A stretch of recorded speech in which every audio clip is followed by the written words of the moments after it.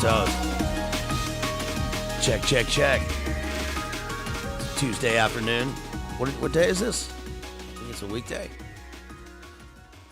Hope everyone's well out there. We're going to get started in a second here, talking about full spectrum dominance, drone warfare, and how to read and annotate.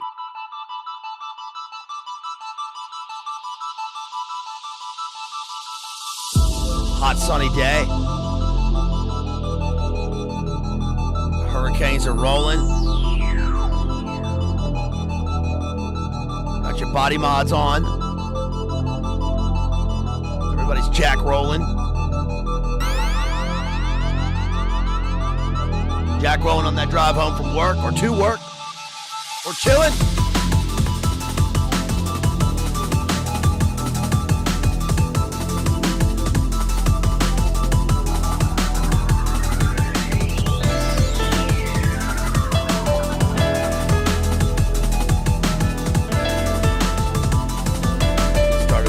Here. Just consider supporting right here in the links provided if you're able, you can, if you like it. You can super chat too, but the direct links get right to me. Let's go. That's my Sig Red Bull fun. I need it, folks. I'm here to provide you some nice reading material. Talking about geopolitics today.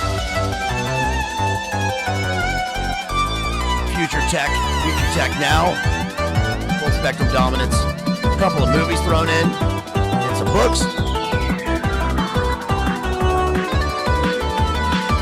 All our friends are rolling today too. Shouts out to everybody in chat. What's up, gang? Thanks for all the members. Appreciate y'all so much. This one's an open stream. For everybody.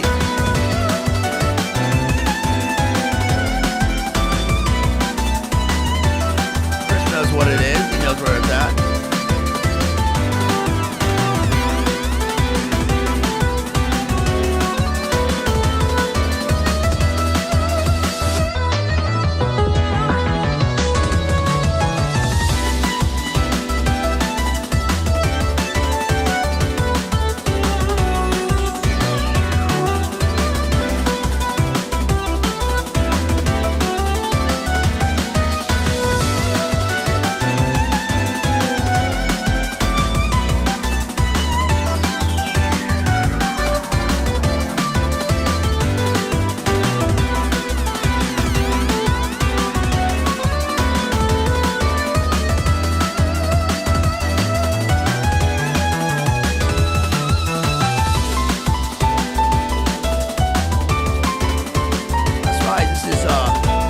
To the swimming pool music from the pool.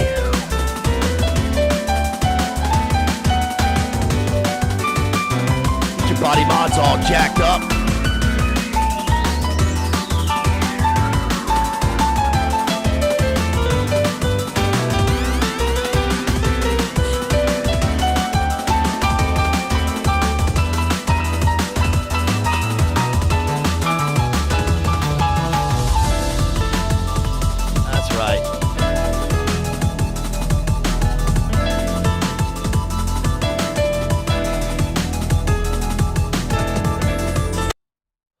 That's right, folks. That's right, folks.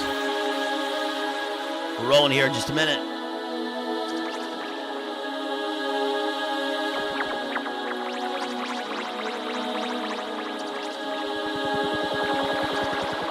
This is all Rooks G. This is Omega X.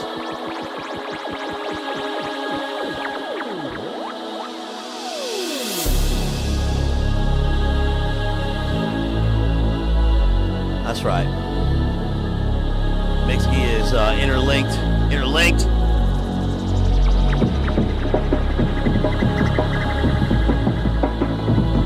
It's hot out there, depending on where you are. If you're in the southern hemisphere, it's getting cold, of course. Got a couple friends over there.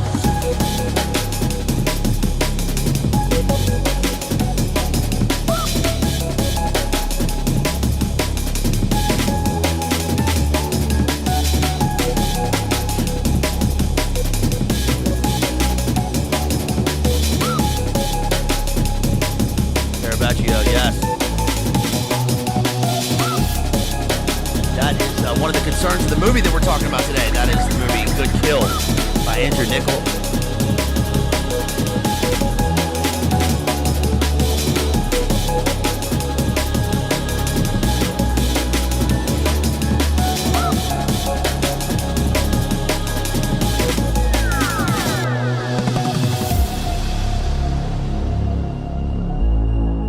That's right. Flying around the house. Checking on you down there in Drum Cree.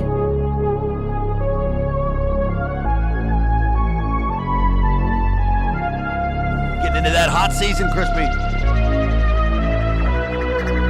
10 days away. 10 days away from the hot season.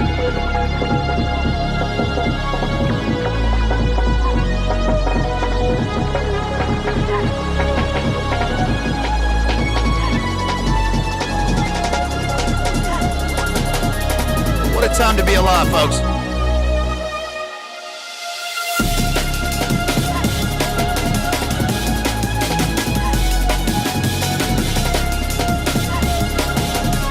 I care about you. Yeah, you do the movie. Everybody watch out for those cars on the highway now. Blast this music, though. Maybe you're sitting in the crib right now.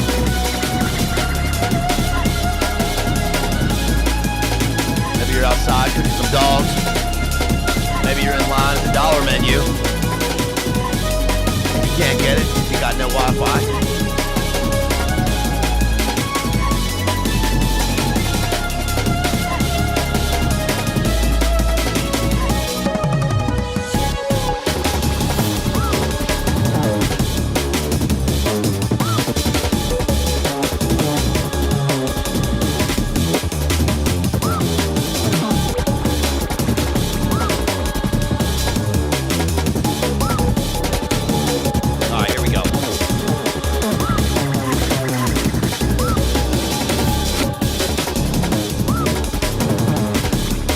Enjoyed those last couple of screens.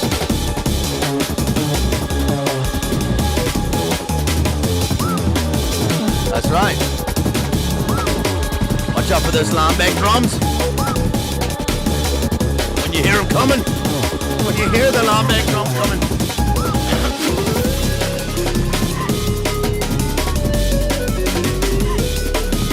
When you hear those apprentice boys.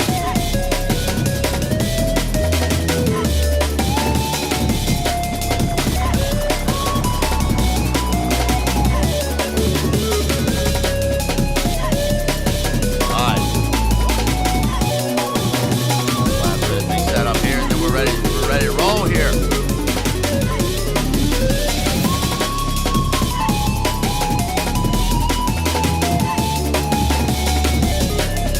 Everybody sees the links right there.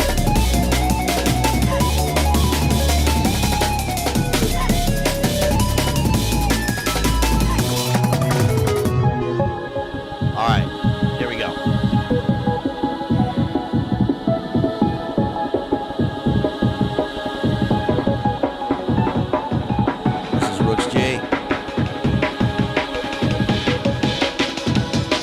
Sub if you haven't subbed. If you're watching this, please give me a sub, like, share it out. Okay, let's go. So yesterday I was on with, was that 2 days ago? 2 days ago with Johnny Vedmore. That was a good one over there on TNT Radio Live. Today we're doing a little day streaming. It's called. We do a little day streaming.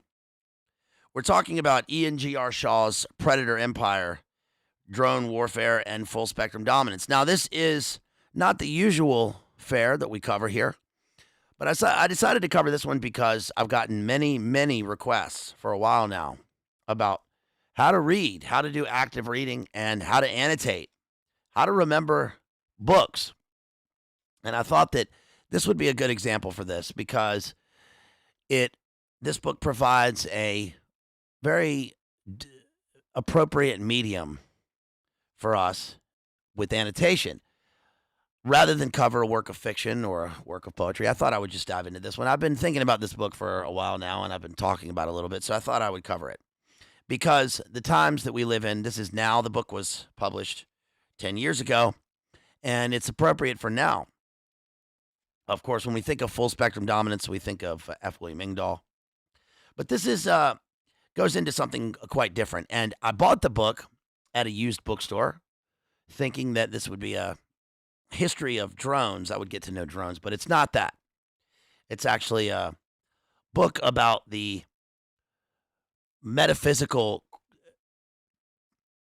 ramifications and the resonance that we see in our daily lives from drone warfare and from this sort of future tech dome in which we live. This is really an interesting book. And so what I'm going to do is I'm going to take you through the book, and then we're going to cover a couple of movies. Good Kill by Andrew Niccol, starring Ethan Hawke, which deals with the implications of a military guy, a pilot, in a drone shed in Nevada, and how he deals with the PTSD associated with it. But there are some interesting things that happen in the movie, one of which is what does it entail when the military now has a pseudo God's eye view of events, and how does CIA play into this? So one thing I'll start off with is I'm going to kind of take you through this. If you're interested in this, I hope this helps a little bit for people that have asked this question. So what I do is, first of all, when I start off right here on the front page, okay, right here on this title page, I've got listed here quotes from the book as I read through. You can see the book. This is the book right here, and I've noted it with all my sticky notes. And I've got a sort of a system, not really. I tried to do this one with tabs, really, because there's really every word in the book is every page is quotable. Thank you to Circle G for that $5 super chat. Circle G says the president can order black ops across the globe, spy Americans, and drone bomb American citizens in other countries with immunity. Sonia Sotomayor, thank you for that super chat. Really appreciate you. Yeah, if you want to support, please think about super chatting. Also, I've got the links which get directly to me. That's my fund for right now. So if you want to do that, I appreciate you.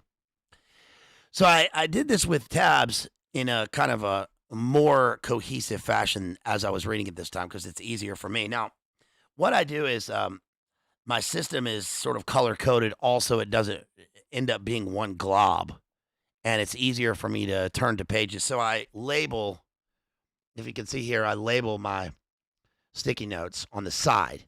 And also, I've got them labeled here on the top, right, so I can get to them.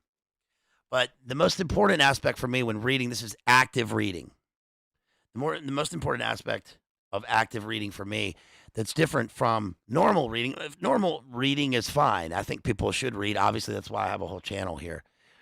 But I think active reading is a quality that helps any person who is engaged with the world and wants to improve their mind, improve their brain, help their memory, but also because it provides a quick reference point for you to go to specific things within the book. Oftentimes for me, this works out with being specific quotes and things that I will cite, or the way that really what it's all about is helping me to determine my, not just strengthen my worldview, but find points and counterpoints that play into a certain paradigm. And sometimes you read, it depends on what you're reading. Some books, this is difficult because with this book, I didn't want to finish it. And that's the sign of a great book. It's not a work of fiction, but I didn't want to finish it. Most of my time really is spent reading nonfiction works, even though that's mainly what I cover here, fiction, literature, canon literature. Now, this is not canon literature, obviously, but it's important. Just like if you were taking an AP course or a college course or a grad school course, what you would be doing is reading a whole bunch of parallel material, because you find a wide range. If you were doing a doctoral thesis, you would be finding a wide range of material to support your thesis, right? So you sort of think about that in every day. I mean, the way, think about when you were back in school and you had to write essays. Well, this right here, historical, geopolitical work right here, is essentially a 5-paragraph essay that is expanded to a few hundred pages.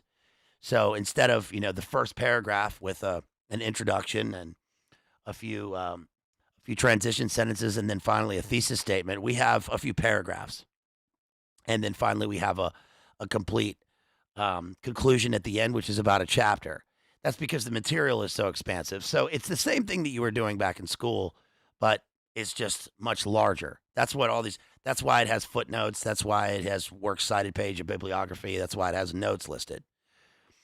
So what I tend to do, the thing that I always do is I think that if you find one word or one phrase in a book that sticks with you, then that's more important really than anything else. As long as there's one particular word, if you find a new word, if you find a neologism, if you find a new word or something that helps your sense of the dynamic history of whatever you're reading or a work of literature and finding meaning, a sort of cohesive meaning through form and content.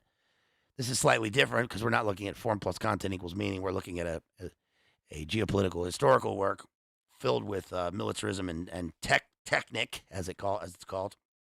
But this one is interesting because it really plays into my sense of how I when I think about writing, and it is extremely poetical. And one thing is that I sort of compared this, and I did this in the introduction in the video description, to remote viewing. Instead of remote viewing and the kind of phantasmagorical aura that we get from a phrase like remote viewing, especially with Stanford Research Institute and CIA, this tends to be much more of a kind of future poetry. And what I mean by that is what I ended up doing is I will write a quote, the first quote that I come to that I think stands out from the rest of the book, and I'll put it right here, right under the title. I try to write small because I know it's going to be there are going to be a bunch of those, and then usually I'll put the page number here, and sometimes I'll put where on the page to find it. So again, this is how to active read.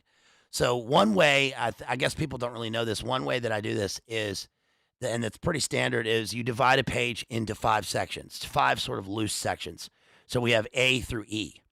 So for instance, if we're looking at this page right here, this page only has really an A and maybe a B section, right? Because if we divide it into 5, so we have section A, B, C, D, E. That provides a quick reference, a sort of loose reference for when you're going back and trying to find your quote.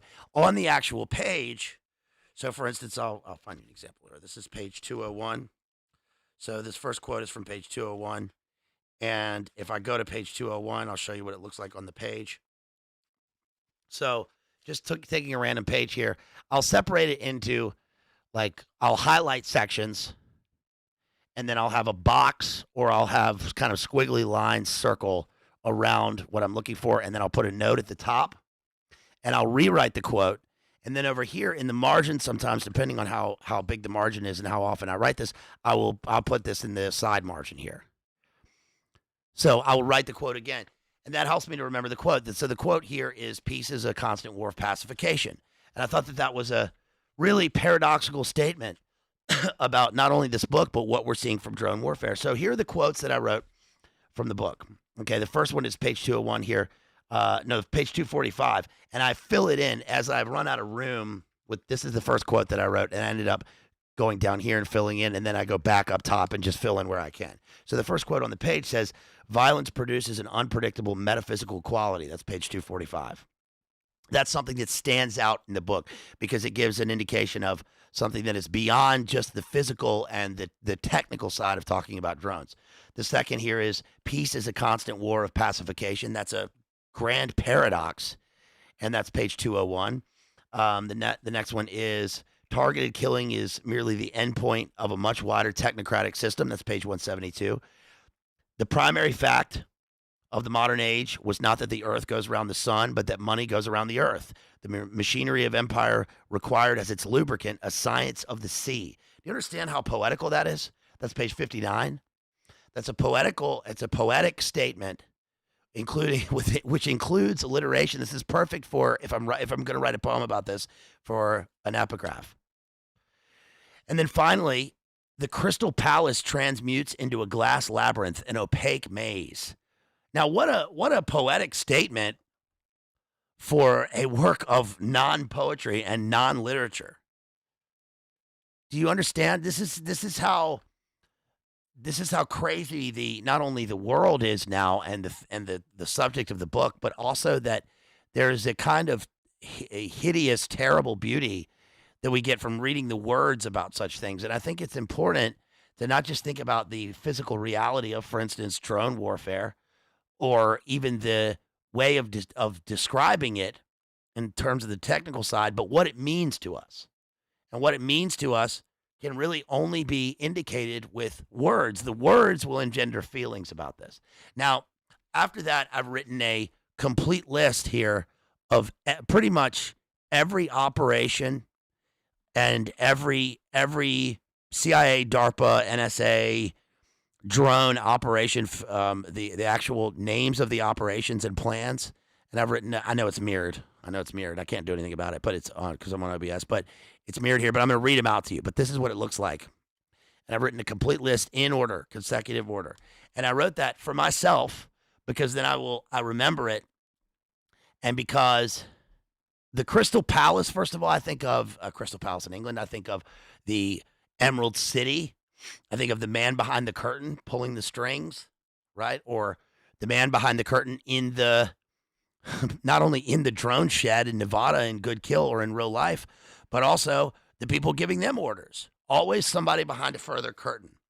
And also inside the glass labyrinth, well, the labyrinth indicates that there is a minotaur at the center of the labyrinth, and that we are at the center. It also kind of conveys a sense of being inside of a mind-shattering maze, something inside of our own psyche that we can't make our way out of, and it's an opaque maze. And I put down that phrase right there because I just talked about the pink opaque in the member stream. You can go watch that movie. And it's got the pink opaque in it, the latest, one of the latest A24 movies. And one thing that occurs with the written word in the Ezra Pound, the analysis of Ezra Pound that I just wrote, or that I just read. Sorry, I didn't write it. That I just read. An analysis of Ezra Pound's poems. One of the phrases that it said was that the written artifact or the written word provides a better artifact than any other thing. So, for instance, if we find, if archaeologists find a statue or an urn, it is nothing compared to a tablet or a hieroglyph or a scroll. Because, one thing about words in literature or the written word itself is that we get a neural link, a real neural link, a kind of almost bordering on the metaphysical between that crosses through time. And it's a time machine. We get a person's direct thoughts that go right into our mind across time. It can be 2,500 years old, and we still get the person who wrote it, and there's no change from the person who wrote it to the person reading it right there. So the written word provides a better, a much more all-inclusive, all-encompassing artifact than anything else. So when I read a book, oftentimes active reading, annotation gives me a much better breakdown of the book, and it allows me to explicate the work, which means that I'll take it like if I were a mechanic, the way that I would learn to be a mechanic, or if I'm a computer guy, computer engineer. We all hear stories about people who, when they were kids, they get a computer and then they take the whole thing apart and put it back together. That's all this is, but it's with words. It's with words. And like William said, no ideas, but in things. Poems are made of words. Books are made of words. We get all of the facts, and from that we get truth somewhere in the middle or somewhere in a synthesis of those things. But we get words live inside of us. Words are physical on a page, but they end up being abstract in our mind, but they are symbolic of real things. Even words on a page are symbols. We're looking at symbols on a page and deciphering those things. We're decoding it. So let me take you through this list of plans and systems, and listen to how poetical this is. Quiet Star. These are all particular programs and plans that deal with drones, drone warfare since about World War II, mainly from Vietnam onwards. These are actual real programs. Quiet Star. We get the phrase target signature, Task Force Alpha, Commando Bolt, Dual Blade System, Jason Division, Igloo White. That's my favorite one, Igloo White, because that's the drone program. Igloo White. Targeting Zeitgeist, Systems of Systems, Blue Force Tracking System, ISEX, Chords, MAC-V, SOG, Operation Aphrodite, Kill Band Satellite, the Coup Band, Nomad Vigil, Airborne Thanatotactics, Thanatos, right, meaning death, Airborne Thanatotactics, Project Icon, Operation Copper Green, Task Force 121, Greystoke Program, and Rendition. Let's see. Camp Nama, Digital Rhizome, Echo Casemate, Exo Atmospheric Kill Vehicle, Fast CD. It stands for, let's see, page 163. Let me find this real quick. I wrote it here, but I can't read my writing right there. Page 163. Fast CD. Let's see.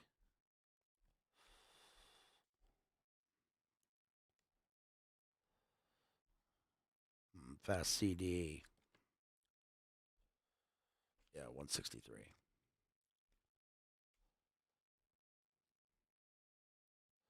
Fast CD stands for, let's see, fast atmospheric strike tool, collateral damage, existential grammar, Web War 1. Web War 1 was the program that shut down Estonia. Let's see, Shamrock, Minaret, Stellar Wind, Rampart A, Prism. We all know Prism. Titan Point. Titan Point was the AT&T building as part of Prism program that was exposed by Snowden in NYC. The big tower, the big Gotham-looking tower. Operation Casemate, Atmo Terrorism, and Electronic Rave. Okay, so those are all really programs, and I thought of this book. This is a book of poetry by Michael Robbins called Alien versus Predator, which is written kind of like if you had a book of poems that was written in the style of what would have been a Don DeLeo white noise book, which is just, it's almost as if AI took military programs and spit them back out.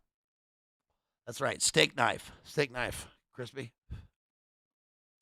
So let me take you through the book and what this book is about. And just in the introduction, he talks about how not only does it embody it says the dome. He's talking about domes here in the introduction. The dome is also important for conceptualizing contemporary security. Not only does it embody a totalizing form of surveillance, but it also symbolizes the aerial dimension of state power. So it's important to think about the concept of the dome when talking about drone warfare, because we're going to get to how Vietnam, one of the things that happened in Vietnam is that a full electromagnetic sphere was encompassing all of the Vietnam War. That's one of the points of this. That's sort of the modern conception of modern inception of drone warfare. And I think that that's important especially for talking about when people talk about fat Earth.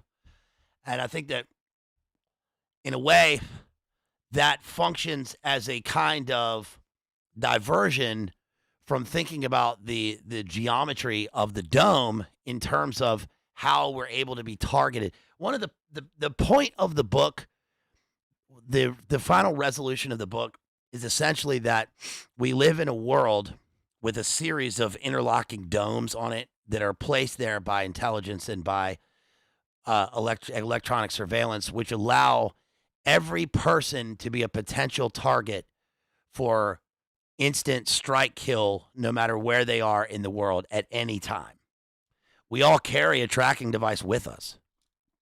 He says the U.S. military defines full spectrum dominance as the control of all the physical domains of the earth, from the seas to the skies. Although the term is a well-known piece of jargon, it expresses the spheric dimension of human security more generally.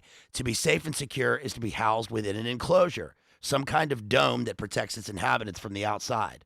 On the smallest of scales, this manifests itself in the alarmed suburban house or the gated community that keeps inhabitants protected from the outside. On a bigger scale, the Reagan-era global missile shield, the so-called Star Wars system, SDI, Strategic Defense Initiative, was meant to protect the U.S. continent from Soviet missiles during the Cold War. Relatedly, consider ISI's more recent Iron Dome anti-rocket system. The dome is thus a cartographic design for an atmospheric form of security, an enclosure that protects against horizontal and vertical intrusions, putting a roof, electromagnetic or otherwise, above our head.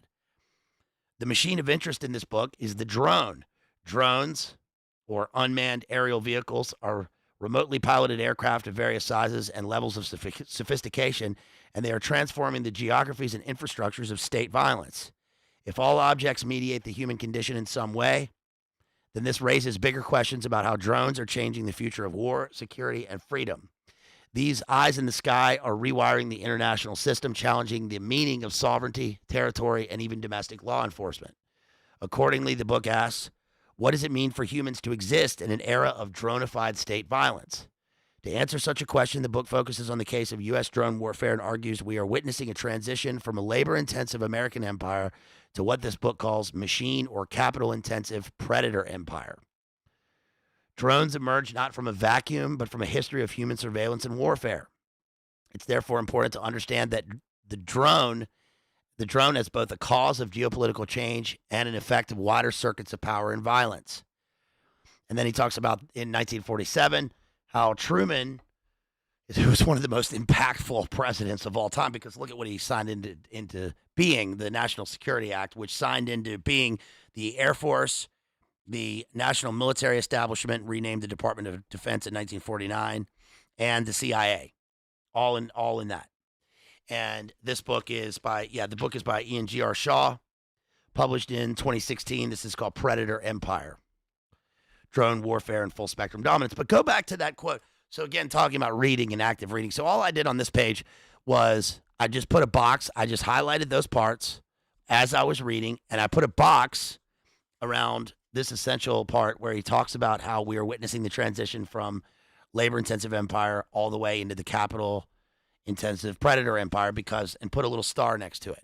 So whatever you do, I mean, a lot of people will read and they will just underline, but the problem is that underlining is ineffective, really, if you don't make a note of why you underlined it, or going back, or how you're going to go back to that part. Or like, it's kind of like if you buy a used book and you find that there are parts underlined, and you see why the previous reader, the prior owner, has underlined those parts, but there's no indication that you would ever go back to it. It's almost as if you're just underlining for interest, and that's fine. That's fine to do that.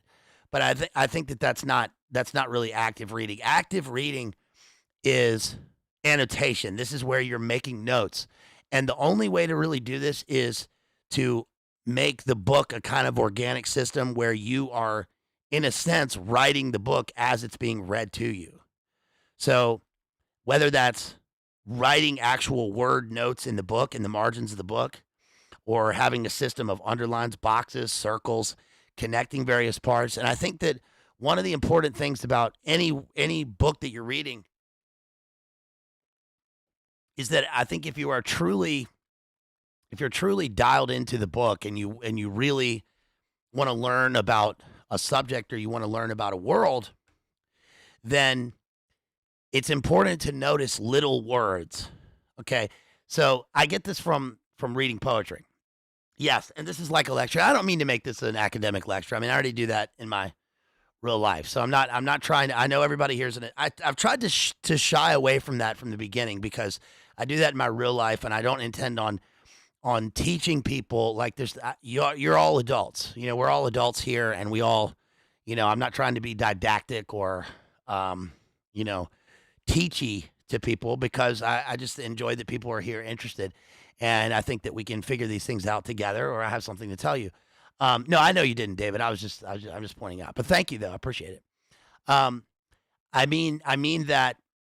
I'm just the guy. I'm just here doing this, and we're all just people doing this and reading and trying to understand subjects, and that's the reason we look out for. We look for knowledge, and we look for things that will one day point us towards some sort of wisdom. Of course, the fear of the Lord is the beginning of wisdom.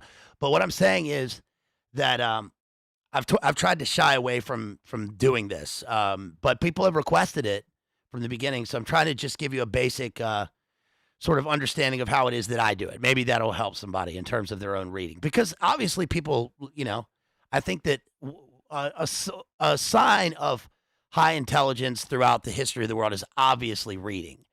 And when you're going through a book and you're looking for little words, this is something that I think poetry, even though you may not like to read poetry, I mean, I'm here to read it for you and to talk about it for you. But consider that, the novel wasn't a thing until Henry Fielding, right? Or until serialized Charles Dickens. We didn't get novels. We had poems. We had epic poems. We had plays. We had things in verse. Yes, we have philosophical treatises, but we didn't get fictional works in novels. I mean, Cervantes, right, writes really considered the first novel. But one thing that poetry does is this. Because poems are the best words in the best order, which I've talked about ad nauseum. And if you look at, for instance, a sonnet, and you see the what I would call like the coded language in a sonnet, which means that for every word used, there's a tight sense of real estate. There's only so much on the page that a poem can hold, right? So the words have to be tight. They have to be multi-layered and have multiple levels of meaning. So, for instance, if you're reading Sonnet 18, and Shakespeare says, "Shall I compare thee to a summer's day?" To a summer's day. Well, putting summer in the first line means that we're going to have other things in the poem that talk about summer or winter or seasons, and then that will then lead to seasonal change. What does it mean to live and die? What are cycles? Even just the word "I." Shall I compare thee? He's talking in the first person. So if it's an I, then there has to be a you in there because he's talking to you, the reader, or he's talking to his lover in the poem. If he says shall, then he's posing a question. So if he's posing a question in the first line, then there has to be either a question mark or he has to have a colon where he explains the question and answers the question himself. So that is important for reading, let's say, a work of geopolitics or a work of philosophy or any other prose work, because when you look for how words are used and you find a strange word, something that stands out to you, it can be because of the cacophony, it can be because of its alliteration, because it can be a new word, it can be a word that, to me, the most exciting words are words that contain an inherent violence.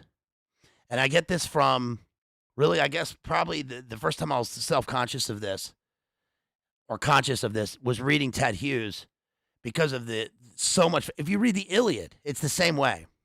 If you read Anglo-Saxon works, it's the same way. Words that have something that strike you as a reader, but also you can't help but think of some sort of action. When you get down to the basic nitty-gritty of grammar itself, think about, grammar consists of parts of speech and parts of a sentence. That's what grammar is. We all learned grammar when we were in school, and it was probably really boring, right? And you learned it from kindergarten all the way through 12th grade. And you may not have ever had anybody that explained what grammar is and why you had to do grammar lessons. Now that we're adults, we all know, and we start to think about how young people don't use grammar properly or whatever. But what is grammar? Well, grammar is parts of speech and parts of a sentence. Those are the things that make up language. We have individual words, those are the parts of speech, and then you put them together into sentences, parts of a sentence. And really, there are nine parts of, I know this is getting very basic. Forgive me, I'm going to get back to the book, but there are 9 parts of speech.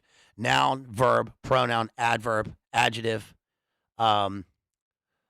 conjunction, interjection, article, preposition.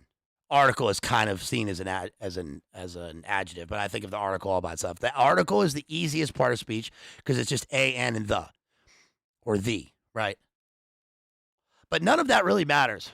The only parts of speech that really matter are nouns and verbs. Now, a noun is a person, place, thing, or idea. It's interesting how people, even when defining a noun or thinking about a noun, they will just say a person, place, or thing. But those are only taking into account the concrete things. A noun can also be divided into a concrete noun and abstract noun. So we have to think of abstract, which is the idea. And ideas are what we think about. So it's important to leave those in. But the nouns are the people, places, things, and ideas. A verb is the most important part of speech. You can't have a sentence without a verb. Parts of sentence, right? The subject and the predicate. You have to have the subject is leading up to, it's everything leading up to, but not including the verb, and the verb is everything else. But the verb is the action. So the way I like to think about this, if I have some sort of model for this, would be if you think about planets. I think about how the sun is the verb. The sun is the center. It's action, because the sun is always moving in terms of it's constantly blowing up. It has flames. It has heat. It gives out heat. It's always full of energy. And the planets revolve around the sun. So the planets are the nouns. Does that make sense? So all you need for a sentence really is a noun and a verb. Jim sings. Ron sprints. And in fact, all you need for a sentence really is just a verb. You can have an understood noun. You can have an understood subject. When you say to somebody in an imperative sentence, right? If you have an imperative sentence, the most common form of a sentence is a declarative sentence. But if you have an imperative sentence where you are ordering someone to do something and you say, run, exclamation mark, then it has an understood you, and the you is the pronoun. A pronoun is a part of speech that takes the place of a noun. Pro stands for. It's standing in place of it. It stands for the noun. And the only reason we have pronouns really is because you get tired of using the same noun over and over in a sentence. If you say, John, go to the store. John goes to the store and gets milk for John's mom because John's mom says that John's mom needs milk. Well, instead, it's just John goes to the store to get milk for his mom because she needs milk for her house. So it gives us variety. Right. I know this is introductory, and I know everybody, I know you don't need to hear this, but I'm kind of going through it for myself because it's important. You can never get, it's like when writing literature, right? You can never get to anything complex or beyond the basic for what you want to convey if you don't understand the basics. You can't build a house if you don't know how to build a foundation. You can't build an attic if you don't build the basement or the ground floor first. You have to build upwards.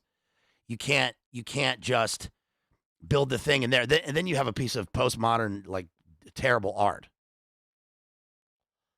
which is just a thing, which is just a banana duct taped to a wall. Which even that, if that's a serious work, if we're looking at it as a serious work, has to have some form of the knowledge of what art is and what is history. So getting back to this book, I don't have a document camera. I'm just kind of trying to tell you I'll show you at times, but try and tell you how I annotate. But it's important to have a kind of a code And it doesn't have to be one that you can explain to anybody. It can be your own personal sort of code for how you mark a book. And this is all of the reference points and the sticky notes and the tabs and the writing in the book really is just a physical sign of your mental process. But that builds your mental process. That's how you're able to connect things. So connections in a book, whether it's drawing lines to connect pages of a book, like for instance, like right here. Like look on this page right here if you can see this. So I drew one line down the page right here. It's a random page I just turned to.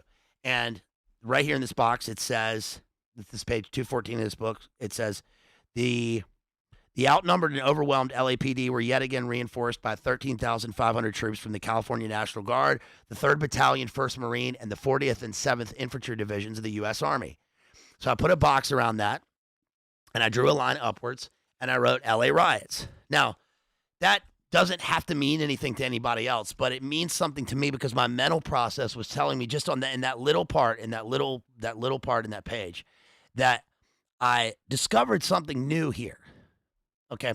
When I think of the LA riots, I think of, I was at my grandmother's house. I was in like 5th grade. I remember this chair I was sitting in, and I remember I was watching The Simpsons, and The Simpsons was interrupted for coverage of the LA riots that had just broken out. And I remember seeing that truck driver pulled out of the truck and he was kicked and hit with a brick. That's what I remember. And so when I think of LA riots and I think of any sort of riots in the country, and we just had the presidential debate the other night where they were talking about National Guard, so that made a connection to me.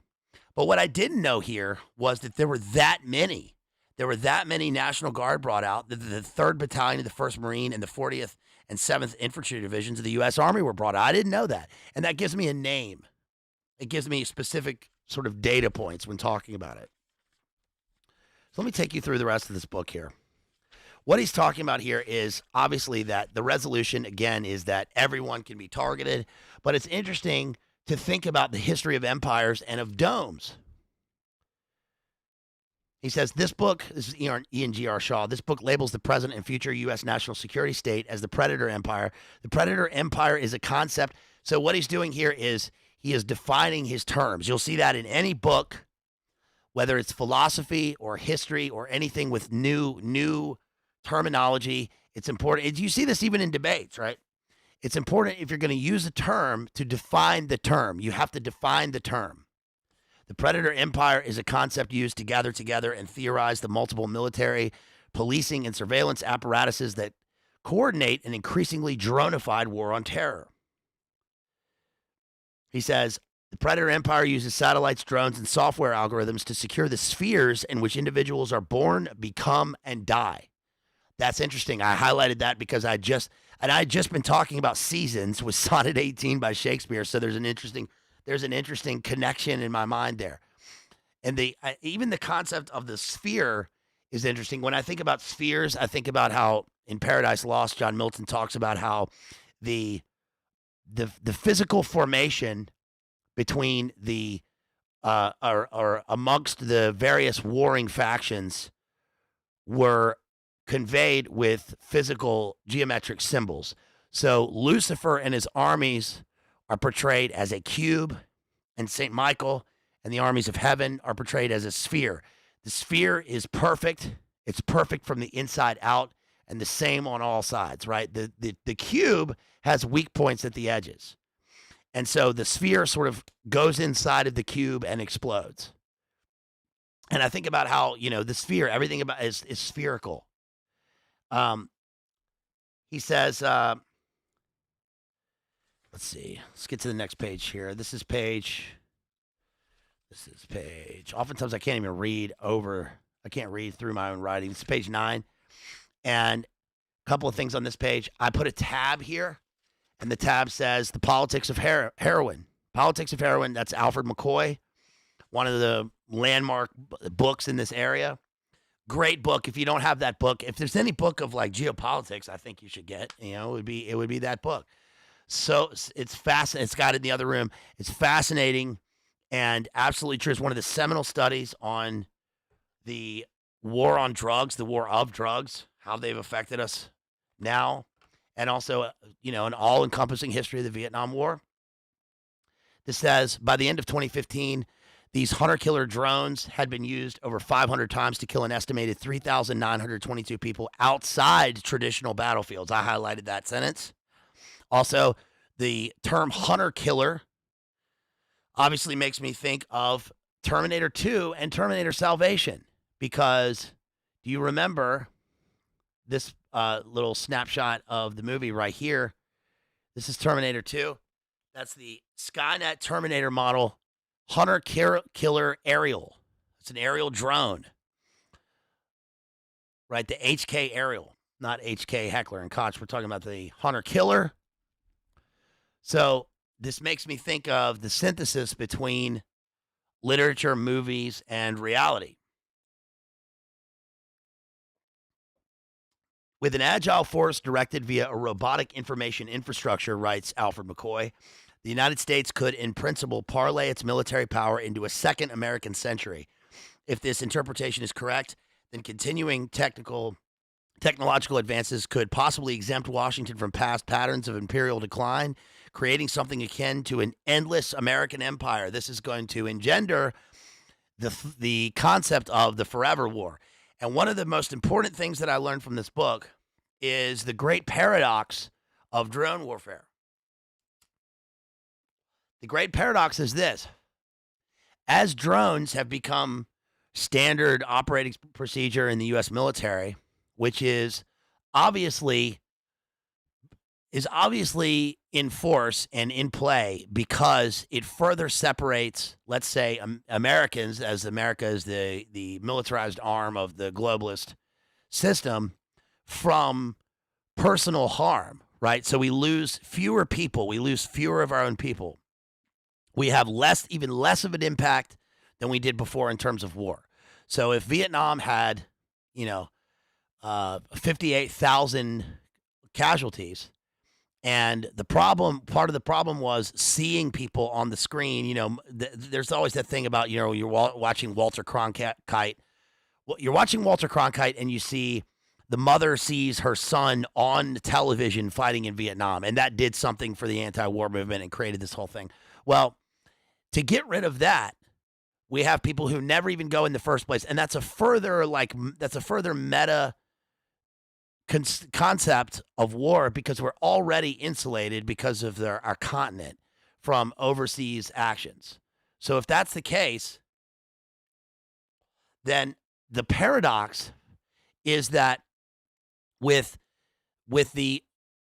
we got rid of conscription and we don't have people, let's say American citizens, going to fight in overseas conflicts, what it ends up doing is it furthers the forever war, because the volunteers are fighting, and because now we have drone warfare fighting everywhere, but we are insulated that, and there's zero impact. So instead of having people who are real people in a war from your town and living or dying, and that affecting people in the world, like in your personalized sphere in your world, now there's very little, as we keep going, there's very little danger and there's very little reaction to anything, to any kind of warfare abroad. So it means that warfare will continue. The forever war gets its motion from that. I found that to be one of the supreme paradoxes of this book that I hadn't really thought of. It says, contemporary state and non-state violence is difficult to contain. With recent U.S. airstrikes across Iraq and Syria, together with a global ISR infrastructure, there's a sense in which battlefield is an archaic geographical term. The U.S. national security state, increasingly based on this borderless form of sovereignty, one that resonates with a range of extrajudicial spaces of control, from shadowy cyber wars against Iran to mass domestic surveillance by the NSA to expanding drone surveillance across Africa. Take Camp Lemanier as an example. This is the U.S. military's only permanent base in Africa, located in Djibouti's main airport, and has served as a drone base for years, although nearby Shabelle, I don't know how you say that, airfield now houses most drones. Thousands of U.S. Special Forces, civilians, and contractors have passed through this base as part of a strategy to target and eliminate Islamic militants in Yemen and Somalia and across the Sahara. The 21st century militarization of Africa is the latest phase in a globalizing U.S. security infrastructure that is converting the planet into a single battle space and changing the geographies of state violence. Djibouti also shared in terms of its action by French Foreign Legion. And finally, this is page 10 here, foreign wars lead to domestic clandestine war on the population. The list of countries that have been surveilled by U.S. drones, this is page 10, or have housed U.S. drones is long and includes Afghanistan, the DRC, Djibouti, Ethiopia, Iraq, Iran, Libya, Mali, Nigeria, Niger, Pakistan, Saudi Arabia, the Seychelles, Somalia, Syria, and Yemen. The drone atlas is constantly shifting. And back in the U.S. homeland, the everyday spaces of human coexistence are being increasingly targeted by a dronified form of policing preoccupied with surveilling every facet of life. Many scholars writing about drones mobilize their critiques around international law or ethics. Often the concern is with how drones are producing a detached video game style of war. I was just sort of mentioning that. The growing use of drones, warns Peter Singer, could transform the public into the equivalent of sports fans watching war rather than citizens sharing in its importance. But such concerns about the aesthetics of killing leave untouched the dominion of humans over their technological creations. Drones are viewed as tools of state power used by rational actors for rational ends. More generally, the problem with the traditional academic field of international relations, according to Hartman, is that the only ordering agent on the scene is people in the form of the sovereign human on humans. In other words, the problem with this model is that it focuses on humans generally and the state specifically in the privileged sites of political order. Empires decline and disappear, says Alfred McCoy, but empire in some form has persisted over the millennia and will likely to continue into the foreseeable future.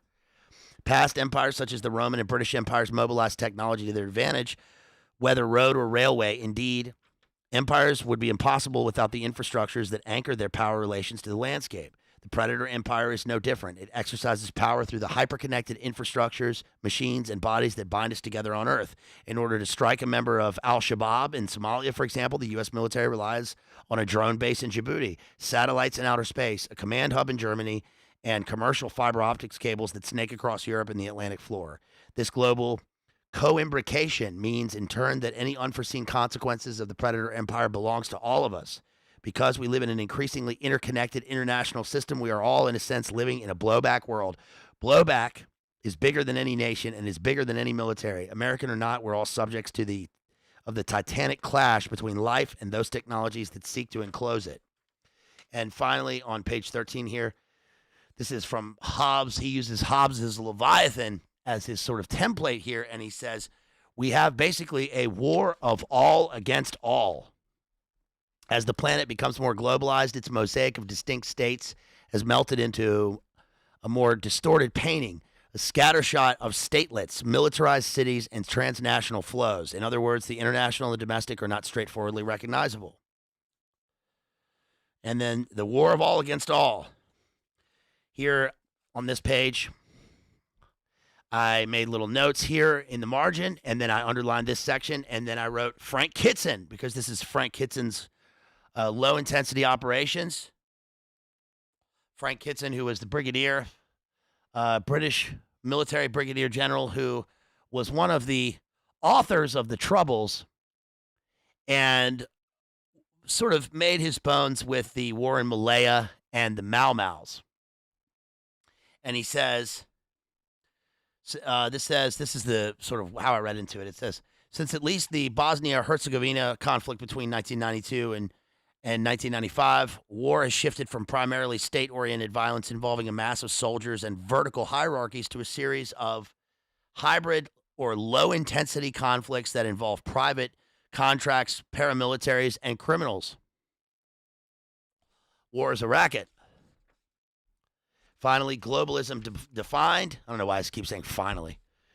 War, if the term has any meaning, has become the pervasive matrix within which social life is constituted, and the battlefield has been replaced by the multi-scalar, multi-dimensional battle space. Zones of conflict are of conflict and peace are intermingling in overlapping spaces, producing contested statelets and ad hoc violent urban insurgencies with multiple actors and factions. Globalization must be understood in this paradoxical of light, in this most paradoxical of lights, as a universalizing space of disconnection. In its most radical form, the electronic gathering of millions of souls on the planet enables the pinpoint, near instantaneous assassination of single individuals. There you go.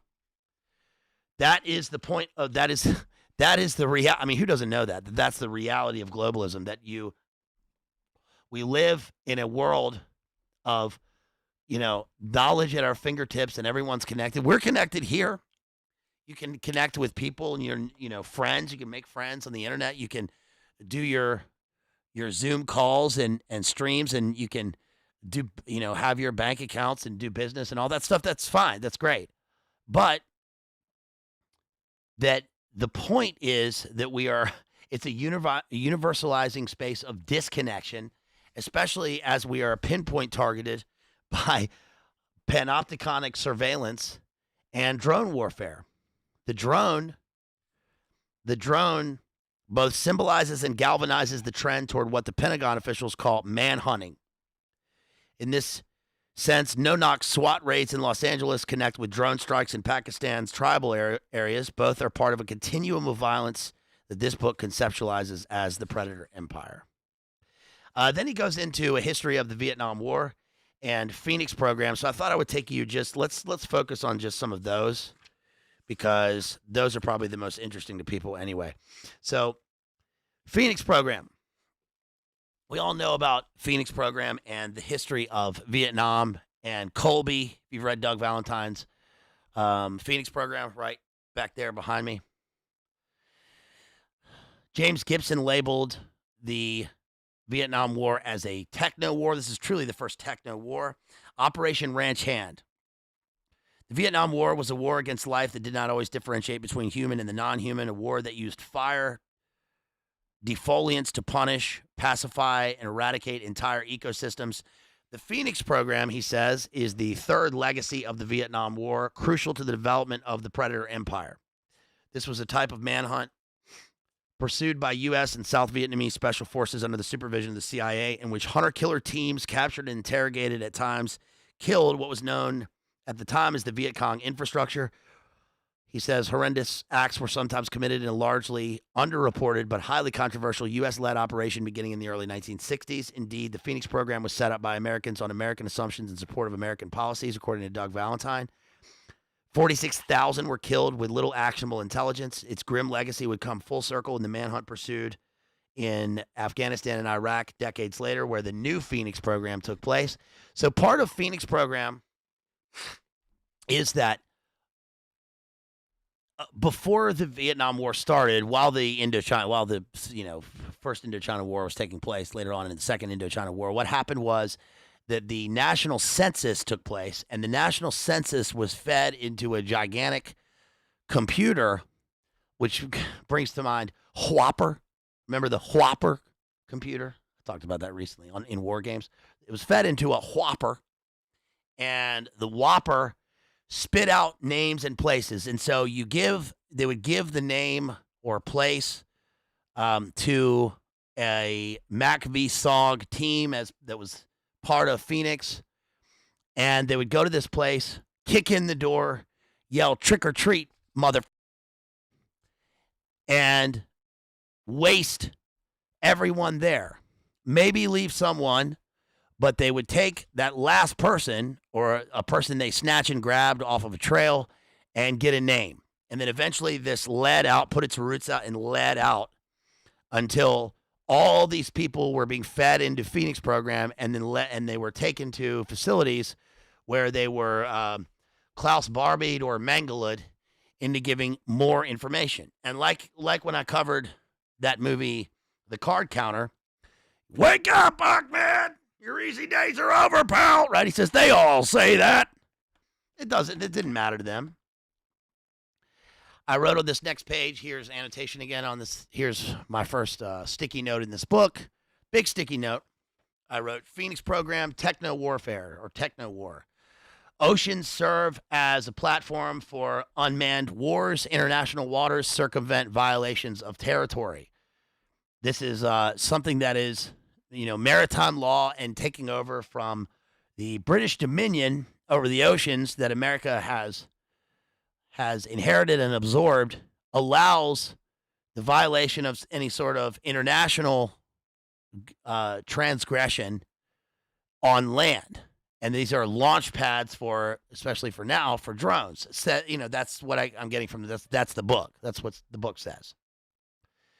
So he says, drones are re-engineering the spatiality of U.S. surveillance, converting base world into leaner but no less expansive drone world. So here we get the idea of base world, because bases, which I'm going to get to in a second, and how many bases there are in the American empire that serves as part of the globalist empire, but there are billions of square feet of what we call base world, not based world.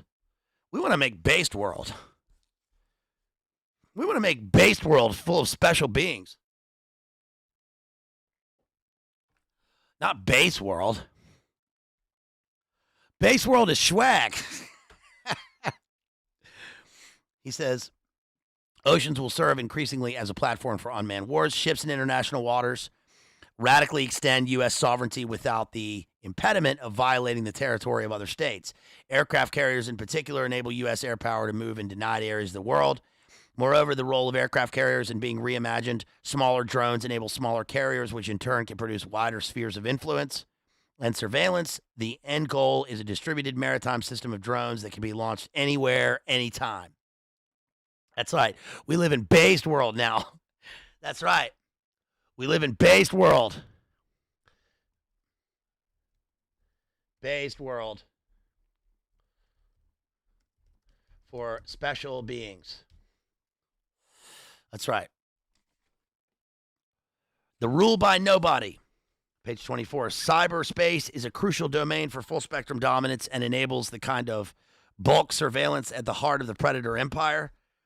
Here I wrote in the margin, biopolitics and Foucault, because we're going to get into the panopticon. And then nobody is held accountable for their actions. With the sophisticated machines that enclose the planet, there is a sense that the rule by nobody is fundamentally a rule by technics. This is a term he's using, technics here. Rationalized, mechanized, and automated killing lies at the heart of the U.S. planetary manhunt. He goes on to talk about policing everything and the NSA. The main empirical investigation pursued is the past, present, and future of U.S. policing. The war on crime, the war on drugs, and later the war on terror are all provided. They all provided the rhetorical gloss, resources, and legislation for the widespread militarization of the police. And finally, at the end of this introduction, the existential danger posed by the predator empire is not simply geopolitical blowback then, but the dronification of the human condition. This names the mass production of anxious, hyper-secured, and highly atomized individuals, soothed and yet ever distressed by the buzz of police robots swarming the skies. So, as you get more connected to other people, you get more anxious and more atomized. And he even talks about the Internet of Things here. The first chapter, he begins by talking about Elysium, the movie Elysium. Elysium is a 2013 dystopian science fiction film directed by Neil Blomkamp. A terraformed space station called Elysium, which is populated entirely by wealthy individuals, hovers over an impoverished and gutted Earth. It's also in the form of a pentagrammatic star. The economic and social distinction between the two spaces, one an artificial utopia shaped like a ring, the other a gritty slumscape, is the. It's a great word. That's a great. I didn't mark that. Slumscape. So I'm going to mark slumscape at the top of that page. That's great. Hellscape is one thing. Base world is another. Slumscape is something entirely different. Slumscape is where the hobo demons inhabit. Got a light? Got a light? That's a shout out to Jethro right there. Got a light? The predator empire emerges from the unprecedented ways in which human life is now mediated and secured by technical systems. It may not be the empire of our choosing, but it is the empire of our time. The Leviathan, born of the electronic traffic that pulses across the globe and the drones that soar through the skies.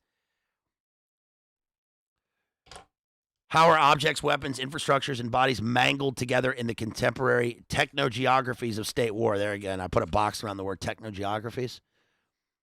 An underpinning the dyad of technological civilization, the predator empire, is imperial space, the abstract geometric order installed across the planet during the modern age and European colonialism. In this sense, U.S. drone warfare crystallizes longer historical trends that have sought to secure and contain humanity for millennia.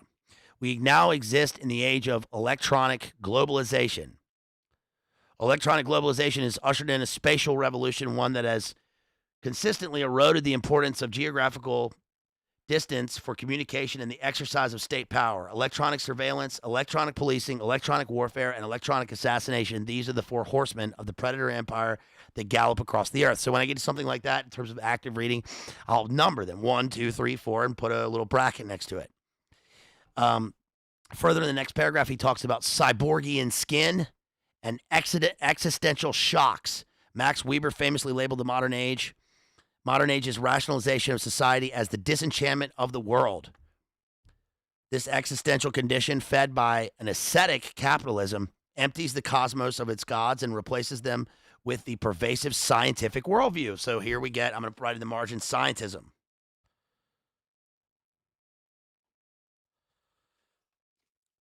Modernity and postmodernity leading to scientism. I put in here at the top of this page a little note for myself that says Fat Earth is an intel psyop because it diverts from the techno skin of a panoptical psionic surveillance dome. The use of civilization may seem problematic, and its use in international relations and beyond continues to generate heated debate. Western civilization has been used repeatedly throughout history. Today, it is still used to describe the congregation of governments, institutions, cultures, and economies that bind much of the global north. The idea of democratic freedom, so central to this constellation, is, however, determined increasingly by the supposed economic freedoms of capitalism. Indeed, U.S. geopolitical strategy often coincides with such geoeconomic calculations. Securitization is invoked via a universalist neoliberal logic to protect and safeguard the global economy.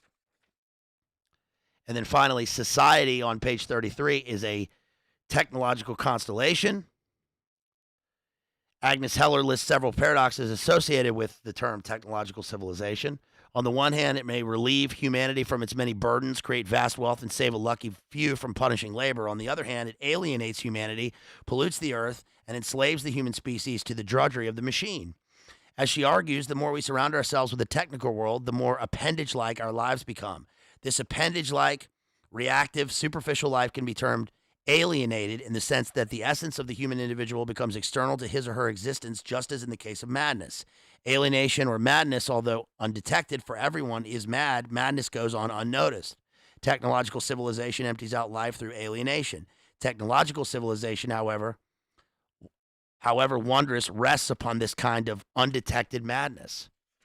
This is part of the reason why we live in a time, in a true age of anxiety, in a time of complete alienation, not only from each other, but within ourselves in many ways. And between these technic swells of profound discontent. In this sense, a robotizing technological civilization renders vast swaths of humans materially and psychologically insecure. And drone warfare is a part of this existential condition. Okay. Let me try and skip forward here. I'm going to skip through some of the national security things in the NatSec. And let me go to, So let me go to my next sticky note here, which is page 59. It's one of my next tabs here. And I wrote on this note, modern age and Heidegger. He talks about the modern age. The thing about the modern age is not that the Earth goes around the sun, but that money goes around the Earth. Here's my note in the margin. Oh shit, that's fine. That's a good note. That's a good note. Floating on top of it, because I remembered it. I wrote it down at the beginning. I wrote it in the on the title page. I wrote it at the beginning.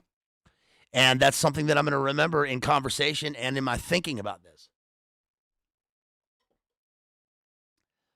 Floating on top of a new imperial cartography capital, swam across the newly conquered water world with increasing density and alacrity. Waterworld is an underrated movie. I will give you the hot take. I've given this before, but I'll give you the hot take again that Waterworld is one of the best movies of the 90s, one of the best action movies. It's underrated. It's got Gene Triplehorn in it, who is fine. And it's got a cool mutant power, which is gills behind the ears and the ability to breathe underwater. That's dope, dude. That is sick. You got a little catamaran, right? You're swimming in Waterworld. You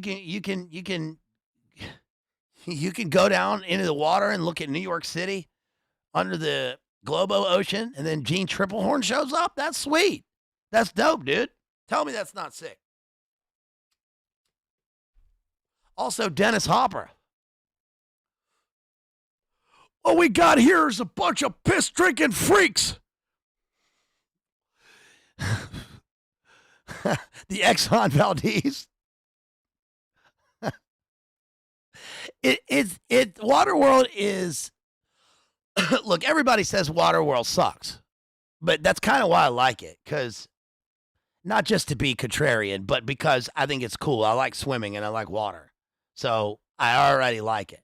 And yeah, David, exactly. I saw it in the theater. I thought it was pretty sweet. I mean, yeah, look, there are shitty things about it, but like, let's just get over it, right? So on this page also, it says, these experts transformed the vast emptiness of the oceans into an ordered and bounded grid. Not only did mapping bring a sense of superiority to European cartographers, but the belief that sailors were floating on a vast outside created a space of moral abandon. Removed from the inside of their semiospheres, European seafarers soon became pirates and S-traders, criminals of the water world. The other, viewed as a body in the external space, is no cohabitant of a shared life-worldly sphere. This vast externality, the hellish outside, was an extra-legal nowhere. Interesting paradox. By the 20th century, no point on the Earth's surface could escape the fate of becoming a location. For Martin Heidegger, the fundamental event of the modern age is the conquest of the world as picture. Maps, charts, and diagrams were all part of a universalizing scientific plan through which the planet could be measured. The idea of territory as a kind of calculated enclosure emerges from this matrix of imperial space, which has sieved down to us in the form of not only the geo-tracking of every person, but enumeration and atomizing down to the Internet of Things, even our ideas. The idea of abstract, calculative space remains a vital foundation for modern warfare, which prides itself on precise targeting. Extending Heidegger's insights, Ray Chow argues that today we live in the age of the world target. This is an age in which aerial power has inframed the world as a grid for targets. As such, the drone crystallizes a widespread targeting zeitgeist. It's a phrase that I wrote in this beginning of the book here, right on this frontispiece right here. Let me get to, yeah, here we go. This is great. The Industrial Revolution didn't simply add machines to pre-existing society. Instead, the revolution changed who we were as a biological species. With the Industrial Revolution and the enclosure of the commons, humans were fundamentally de-worlded and atomized such that the individual became the sole unit of social, economic, and political reality. Let me skip here ahead. I'm going to skip ahead through a bunch of this stuff to the electromagnetic dome over Vietnam and Phoenix program, and then I'm going to talk about some of the programs, just so I don't get too bogged down in the details of this. Also, if you want to support me, you can do that with the links provided. Please think about supporting me if you can, if you're able. I know it's tough out there in the geodome of atomization to support me. But if you want to, there goes the book. If you feel like it, and let me look at this real quick, just so I don't miss it. You can also super chat here, and let me get to some of these direct.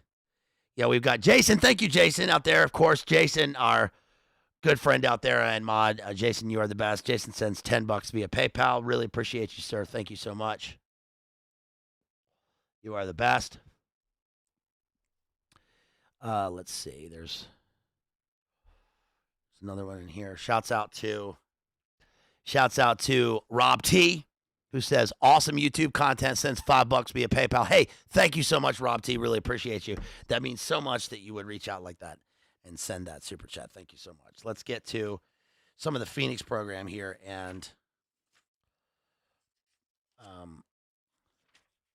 parts of the Techno Battlefield and Operation Ranch Hand, because I think people will find this interesting. Yeah, so here in this tab, I wrote Phoenix Program, Cybernetic Warfare. So here's what I did. So look at this page. This is how you annotate, and this is how you do active reading. I put a tab here. I put Phoenix Program here. I highlighted the section that I'm about to read, and then I put a box around it, and then I have further notes on the coming pages. So a gigantic electromagnetic dome was slowly erected by the U.S. military over Vietnam, Laos, and Cambodia. In its interior, an artificial world was installed, a security sphere managed with the certainties of cybernetics and stalked by teams of manhunters under the Phoenix program. So the manhunters of the Phoenix program serve as a kind of proto-template for what later become the hunter-killer drones, the Reaper, the Predator, and eventually smaller swarms of hunter-killer drones. The tropical atmosphere bounced with radio signals, laser beams, B-52 bombers, Huey helicopters, the toxic drift of Agent Orange, and the smoke plumes of burning forests. But the dome was never entirely sealed by the U.S. military. Underground, thousands of tunnels were dug to escape from the electromagnetic enclosure. I wrote at the top of this next page, magnificent desolation. Because that's what Buzz Aldrin, did you know that Buzz Aldrin and we all hear one giant step for man, one giant leap for mankind, which, again, I think it was Nick Mullen that pointed this out, is a misstatement. It was actually supposed to be one giant step for a man, one giant leap for mankind. But he left out the a man. Because man and mankind are the same thing. When we talk about man or humanity or mankind, that's the same. So he's making the same statement twice. It was supposed to be a man. But by the time they caught it and they realized it sort of bounced off the ear better, they kept it in. But Buzz Aldrin, we don't hear what Buzz Aldrin described in terms of his description of the moon. And he said, or his description of the Kubrick space, he said, beautiful, beautiful, magnificent desolation. The desolation of smog. I've seen fire run through the trees. Desolation. General William Westmoreland, remember, was supreme commander of Vietnam. And after he was no longer in charge, he spoke of a quiet revolution in Vietnam that was rewiring and automating the battlefield. This is October 14th, 1969. Replacing man with machine. As he predicted, on the battlefield of the future, enemy forces will be located, tracked, and targeted almost instantaneously through the use of data links, computer-assisted intelligence evaluation, and automated fire control. His prophecy was an early glimpse into the kind of drone warfare that would emerge at the end of the century, partly as a result of the technological leaps made during the Vietnam War. Sophisticated sensors, unmanned drones, automated machine guns, laser-guided bombs, computer algorithms, mobile attack helicopters, and the cybernetic systems that held them all together were largely unprecedented in the history of U.S. warfare. People who didn't even know each other were going to kill each other over a hill none of them cared about. And my note here, Westmoreland, war of attrition equals a means to implementing the cybernetic war. That's what the war of attrition did at the beginning. It was a means to an end. I'm going to skip that part because it talks about the history of the Vietnam War and the Opium Wars. Techno-war has a trajectory longer than the Vietnam Wars and emerges from the industrial warfare that preceded it. As the battlefield was not linear, there were no front lines facing each other, no enemy fixed positions, no headquarters, artillery positions, supply dumps, none, in fact, of the targets found in a conventional battlefield, writes Gordon Rotman. World War II was the apex of industrial warfare. I would think of World War I as the sort of apotheosis of industrial warfare, or rather of the Industrial Revolution, because of the advent of aerial warfare, the tank, and chemical warfare. But World War II sets that in motion and leads to the birth of postmodernism. McNamara, we all know about the fog of war.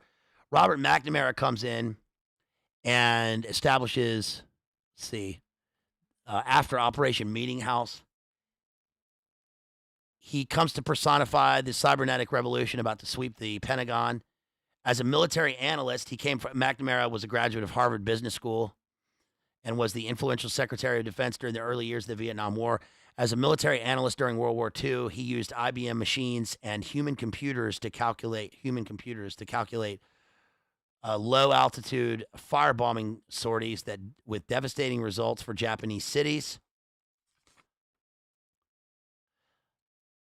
And then this produced a managerial approach to waging war. In 1962, McNamara began the Planning, Programming, and Budgeting System, PPBS, integrating systems analysis across the military and government, and seating a technocratic elite on the thrones of power. This technocratic worldview was in no small part welded to the rise of computers, which soon came to reverse engineer reality as information became the basic building block of existence for U.S. war managers. This produced a self-referential space of military knowledge. In late 1966, for example, McNamara ordered the CIA to design a system that would report on pacification efforts in the countryside. The cybernetic model of warfare erected by the systems analysts was one that was frictionless, a perfectly oiled machine resting on elegant mathematical constructs. Obtaining a high body count was the key to promotion for many officers. This is where Apocalypse Now and Ears for Beers comes into play, which is a note that I made at the top. Ewell is Julian J. Ewell, who commanded the 9th Infantry Division, which oversaw the densely populated Mekong Delta region. Ewell was criticized for being obsessed with the body count, establishing standards to determine satisfactory kill ratios. Rather than illuminating the world with the bright light of, can't read over my own underlining here, with statistical clarity, cybernetic warfare blinded its practitioners. Eyes were wide shut. Operation Rolling Thunder then comes in, and then Operation Ranch Hand. Operation Ranch Hand is interesting because, as the book explains, the purpose of Operation Ranch Hand, which was the complete bombing and defoliation of the Vietnamese jungle, was not meant, as many people think, to bring out the Viet Cong from underground or to bring them out and to level the playing field, so to speak, so that targets were visible. It was simply to, this is crazy, not simply, but it was to create a unified grid system that would make it easier for electronic targeting, because the electromagnetic dome that they were enacting through all of those spheres and data points and things that they were dropping and putting up in the supercomputers could not read the landscape with so much asymmetrical disuniformity, with all the jungle and trees and wildlife. So it was leveled so that they could do that. And this was sort of a practice here. I've seen the Vietnam War as a kind of practice for bringing things back home, of course, and for the pacification of the globalist empire, which is part of the MO of what peace in the forever war means. But this says under Igloo White, one irony of the tear gas use in Vietnam was how quickly the gas was used against anti-Vietnam War protesters in the United States. That's one aspect. On May 15th, 1969, at UC Berkeley's Sproul Plaza, low-flying helicopters showered hundreds of student demonstrators with plumes of tear gas while National Guard troops fired canisters into the crowd. This was part of the atmosphere of surveillance and terror, and it must be understood as a kind of total war that draws humans and non-humans into deadly volumes. Not that happened, but I'm saying it's not the fact that it happened. It was the fact that it happened so quickly after its practice usage in Vietnam. And the electronic battlefield is enacted with something called Igloo White. This is crazy. So the movement of PAVN divisions and men and materials along the Ho Chi Minh Trail continued to hamper U.S. aerial interdiction efforts. Unsurprisingly, techno-war turned to techno-scientists for new solutions. The Jason Division was a group of the nation's brightest scientists and physicists and was part of an influential Washington, D.C. think tank, the Institute for Defense Analyses. In the summer of 1966, it was charged with reviewing the U.S. military strategy in the Vietnam War. The Jasons proposed constructing a gigantic fence across the southern belt of the DMZ into Laotian Panhandle. This ambitious scheme went by various names. The Jasons called it the Air-Supported Anti-Infiltration Barrier. The Senate Armed Services Committee named it the Electronic Battlefield, as well as Igloo White, after the main segment of the network that cut through Laos. And finally, for detractors of the barrier, it was known as the McNamara Line. The first proposed segment of the electronic battlefield was the dual blade system, and it was to be a ground barrier constructed with an assemblage of fire bases, outposts, sensors, barbed wire, trip lines, and landmines that stretched inland from the South China Sea for about 19 miles. The second segment, designed to connect with the first, was hailed as futuristic at the time. This was a virtual air-supported barrier that cut across the Laotian segment of the Ho Chi Minh Trail called Igloo White. The road network in this area would be seeded with myriad electronic sensors delivered by airplane.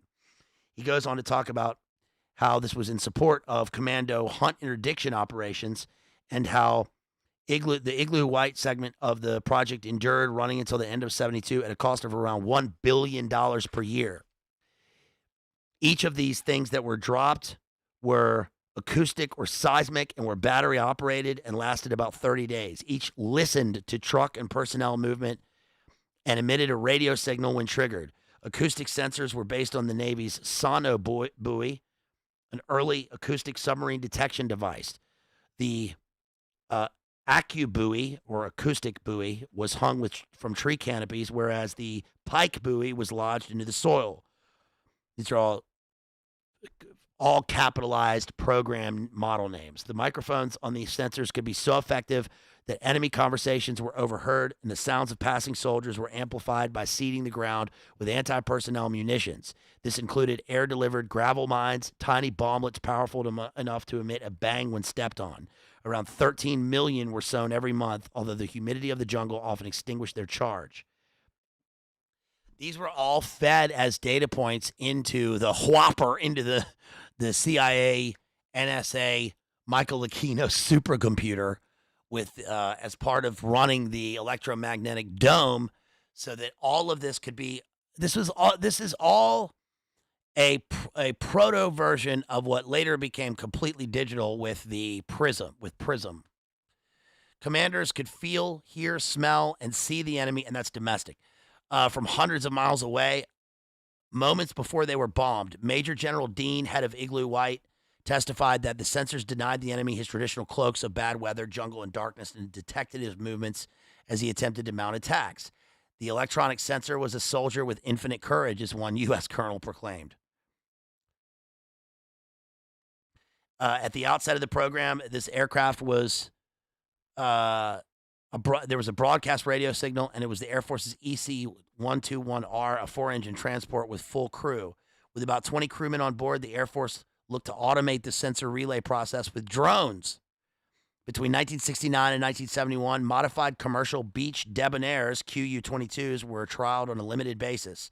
These were fully automated aircraft, although pilots did remain within the cabin. Despite never being fully rolled out, it was an early experiment in integrating drones in the electronic battlefield.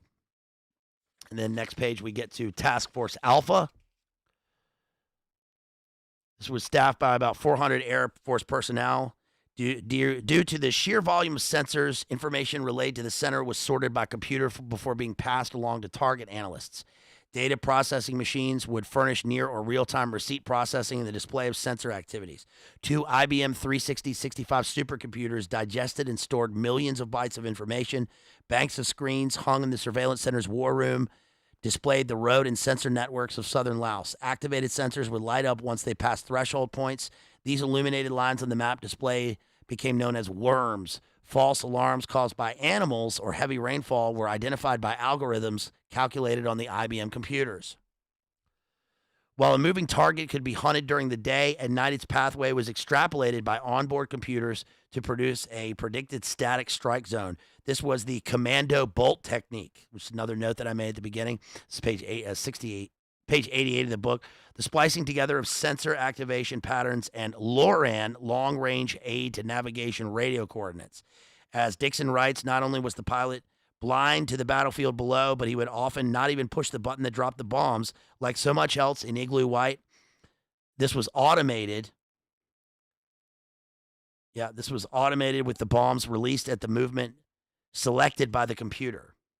At the point when techno-war reaches its technological apex, it turns completely into a representation. Indeed, the very name for a target was a target signature. And when the target was destroyed, the lights on the screen went out.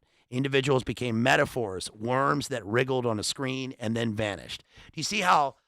Do you see why I think this book is important? Because he's talking here not just about the physical history of drones, but what it means in a metaphysical sense, and how even language denotes impersonal actions on the matrix of the technocratic battlefield. The sensor technology used in Igloo White was deployed by domestic law enforcement beginning in the 1970s. Isn't this crazy? So Igloo White consists of, again, I put in my note here on the side, dual blade system and virtual air support barrier Commando bolt. This becomes something that's not Big Brother. We've gone past Big Brother into what he says is billions of little brothers. So rather than Big Brother watching us and thinking about it in that sense, Shaw here, the author of this book, points out that it almost becomes Little Brother. This is Little Brother. Millions of little brothers all coalescing into a Big Brother. A noted Rand Corporation analyst said, military think tank engineer Paul Barron argued giving law enforcement war gear was a mistake and may lead to one of the most effective oppressive police states ever created. Then we get into, this is just one analyst of course, in Rand, but then he talks about Quiet Star program, the Quiet Star airplane, which was Lockheed's near-silent plane developed for battlefield observation during the Vietnam War. Sensor technology from Vietnam was used to create the world's first electronic prison, the Federal Youth Center in Ashland, Kentucky. This was a correctional institution that used an electronic detection system called Paragard, developed by Westinghouse. The surveillance system involved ringing the prisons with buried sensor hoses that detected any change in pressure. The limit of such a system was only in the imagination. This futuristic system was the brainchild of Joseph Meyer, an engineer who worked for the NSA. And what this guy wanted to do was make this a total system for every single citizen in the United States. But they would, he says, there would be alarms, floodlights, and cameras would keep subscribers away from places like banks. He defines his terms by putting his marking each person involved in this system or the target of such a system with denotations, and one of these is subscribers. And I found that particularly dystopian in terms of the world that we live in now, because this is also Brave New World. You know, we walk into the very electronic slavery that we are all a part of in a larger sense. Now, I'm not saying that, obviously, I'm not saying that having a phone or being, technology is evil. Obviously, I know I don't need to say that, but it's the fact that you have to operate in such a system, but it's very difficult to deny the overarching system, or the systems of systems, as he called it. Igloo White's direct link between target acquisition and the weapon system, the sensor-to-shooter link, heralded a much more dynamic form of targeting. Army General William DePoy captured this when he stated, what can be seen can be hit. What can be hit can be killed. This was the dawn not simply of the electronic battlefield, but of the automated battlefield. In a 1975 article, the New York Times described this automated battlefield as follows: wars fought by planes without pilots between armies that may never see each other except as blips on an oscilloscope. Artillery able to hit moving tanks 10 miles away. Guns that select their own targets. Missiles that read maps. Self-operated torpedoes on the ocean floor. Laser cannons capable of knocking airplanes out of the sky. Satellite battles on the other side of the moon. Now, that's interesting because of the LRAD system that we see on ships, the military deterrent. DARPA's been working on I'm sure they already have this, on a unmanned aquatic vehicle. Yeah, here on the next page he talks about DARPA. And yeah, indeed, a range of global military projects was in the pipeline in the early 70s, such as the Navy's Global Sensor Program, SOSUS, or the Army's Remotely Monitored Battlefield Sensor System, REMBAS. These projects offered a glimpse of global surveillance, automated killing, automatic everything. According to one DARPA project officer, things just move too fast these days. We've got to get man out of the loop. And in 1974, the Army recognized that success in any future European conflict will depend in large measure on mastery of the electromagnetic spectrum. This became known as the offset strategy, the use of electronic warfare to balance the numerical supremacy of Soviet forces.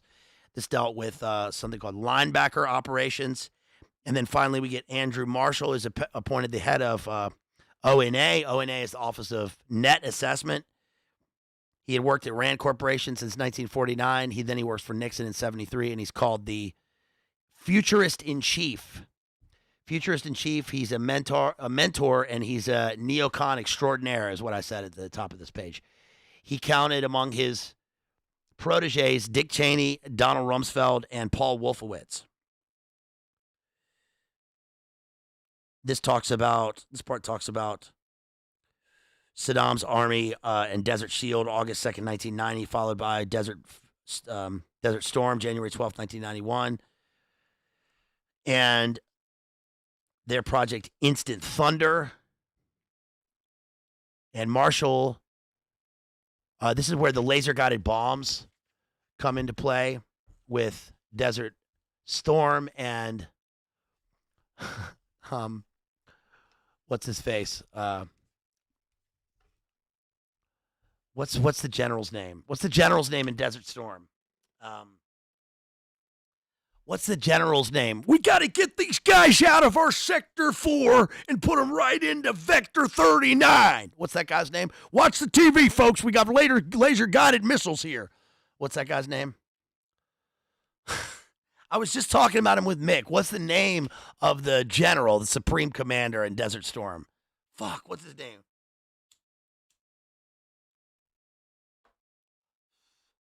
Somebody in chat, give me the guy's name. I can't remember. There's too many names and terms here. Thank you, Storm and Norman. Thank you, Crispy. Yeah. My name's General Norman. Hold on. Let me start over so my book doesn't fall. This is General Stormin' Norman Schwarzkopf. General Stormin' Norman Schwarzkopf.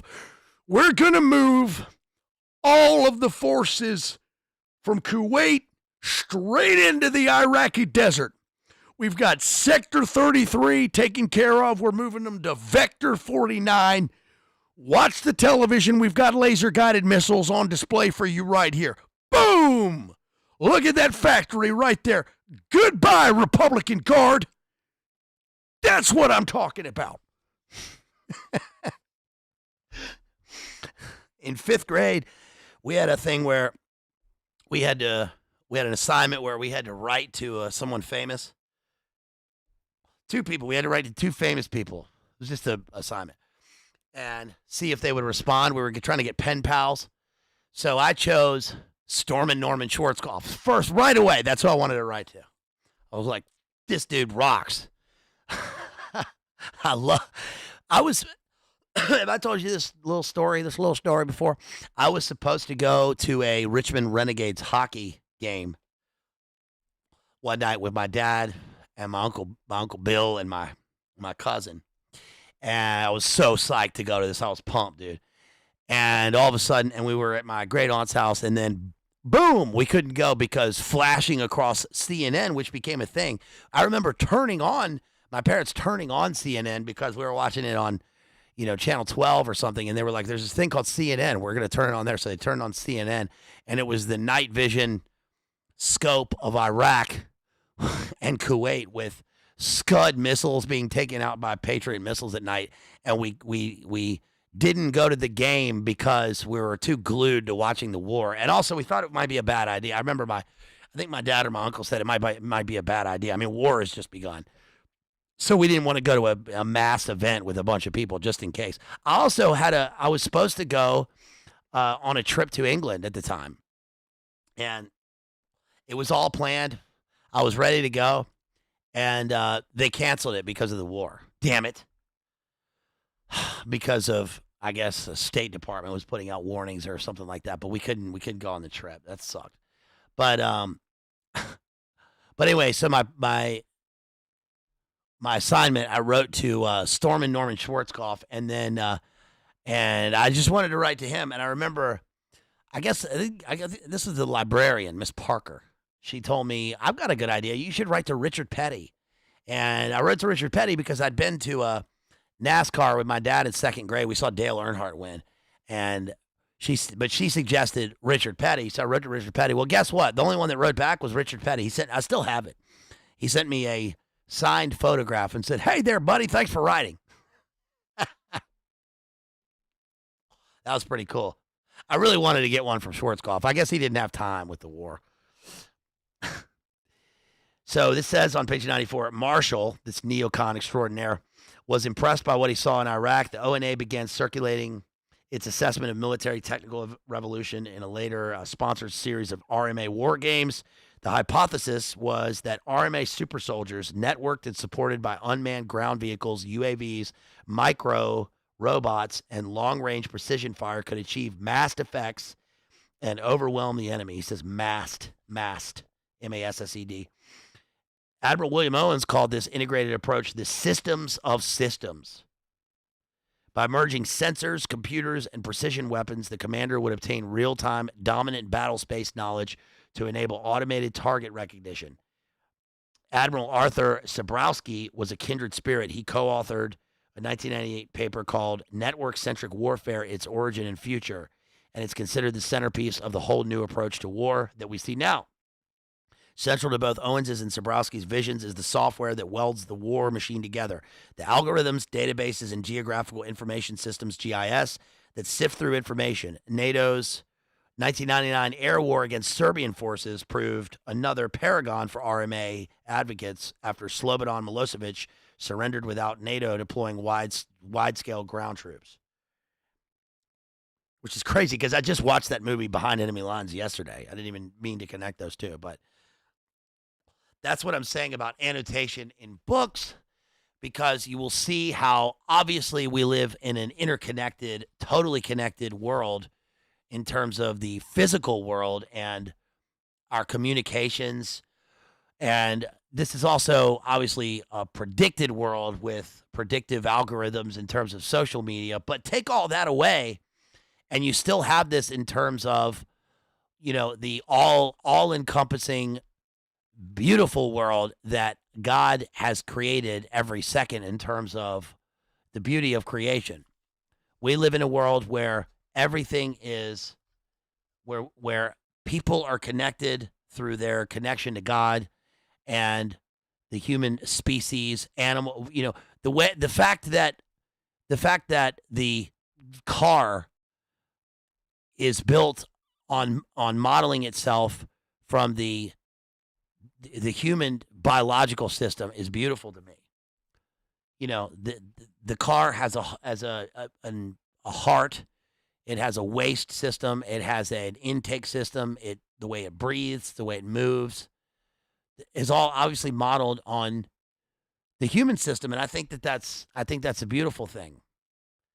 Now, obviously, one of the things that he points out in this book is that with the advent of mass factories in the Industrial Revolution, what happened was that people built factories thinking that they would be singular structures that would operate independent. That people would go to work in the factory, and that would make it easier for us, and that it wouldn't supplant nature. But it did. That's exactly what it did, because in terms of what he says, in terms of, he says, epigenetics, we end up thinking about, or we end up living with a new non-biological apparatus that sort of grows its way into our DNA. So we start to rely on technics, as he calls it, and this is permeated into our psyche. I mentioned the other day about how we're not at a point where we're dreaming about phones or using phones, so we're not at the point of no return. But I think that the point of no return has already been kind of reached in terms of the Industrial Revolution, and we see how that has created a long arc to the future. Not that that's the destruction of the world, and not that technology is bad. I'm just saying in terms of the negative sides of it. He goes back again to talking about the Phoenix program and manhunting and how they wanted a one-war strategy on page 90. So these are my two of the pages on Phoenix program. You can see my annotation here is pretty deep. So now I'm using a two-highlighter system to differentiate words and phrases and ideas on the page. And then I'm also marking a page here. I'm just talking about annotation here, active reading. So, for instance, right here, where it says the aim of chords was to win hearts and minds through various social and rural programs, as well as dismantling the political apparatus of the NLF. Well, I just drew a line across the page when he mentions chords again. So now I'm thinking about the term chords, all caps CORDS, which he's going to explain here.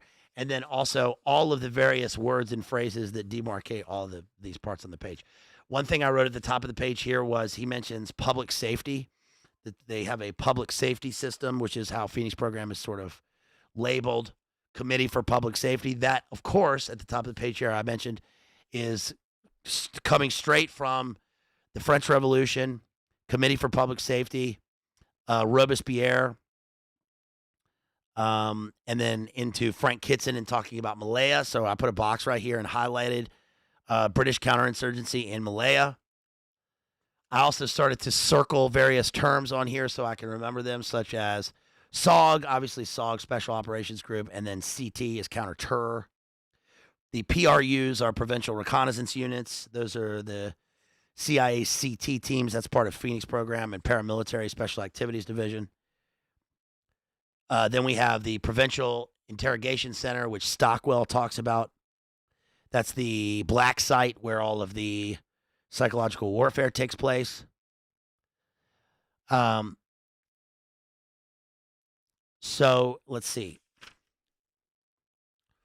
Talks about, by this time, a range of different agencies in South Vietnam were producing intelligence on the NLF shadow government. CIA was thus eager to create a unified anti-infrastructure intelligence program, one centered around the practice of manhunting.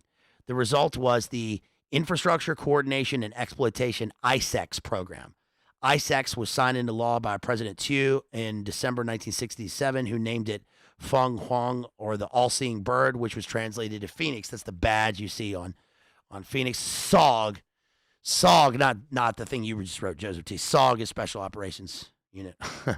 The aim of the project was to neutralize.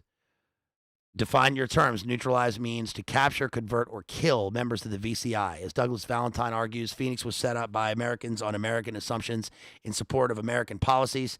Phoenix-style practices would be exhumed years later for the dirty wars in Latin America via Stockwell, El Salvador, and the death squads and the war on terror. As such, this bureaucratic machine of kill lists and manhunting teams is a crucial pillar of the Predator Empire. Although Phoenix program was baptized under Cords, its precedent stems from the counter-terror teams recruited by the CIA in the late 1950s and 60s under the Mountain Scout program. These squads, these squads headed by Navy SEALs and CIA agents from the Joint Special Operations Group, that's the thing, were composed mainly of South Vietnamese and Chinese mercenaries who were anti-NLF. Around 4,000 CT teams were eventually formed, divided into teams of a dozen or so members operating across South Vietnam's 44 provinces. U.S. war managers believed individuals on the Phoenix blacklist were part of a wider communist network. In reality, the so-called VCI were often constituted of generations of nationalists who had resisted colonial occupation. Other targeted individuals, TIs, would be villagers caught in the wider war, pledging allegiance to revolutionary government forces for safety and fearing reprisal from both. For most Americans in Vietnam, writes Stuart Harrington, the dynamics of the Vietnamese villagers' dilemma was impossible to grasp. CIA CT teams were later rebadged as provincial reconnaissance units and became the main action arms of the Phoenix program, the South Vietnamese police. Indeed, prior to direct U.S. involvement, the DM regime's security forces were already terrorizing and imprisoning tens of thousands of Vietnamese civilians. Of particular importance was the U.S.-supported Vietnamese Bureau of Investigation, the VBI, which managed the Central Records Depository and was the main arm for suppressing DM's domestic opposition. The VBI's detailed records of the population were crucial. Here we go. 1962 family census included photographing and fingerprinting many families in South Vietnam, together with recording their political affiliations and other biographic information. With this biographic dragnet in place, the Phoenix program would later draw its power. In 1965, South Vietnamese and U.S. forces created an organization known as the Field Police. Over 10,000 field police officers entered rural areas to generate public safety. There's my note again, an idea that stemmed from British counterinsurgency in Malaya in 1960 and 1962. That's Frank Kitson.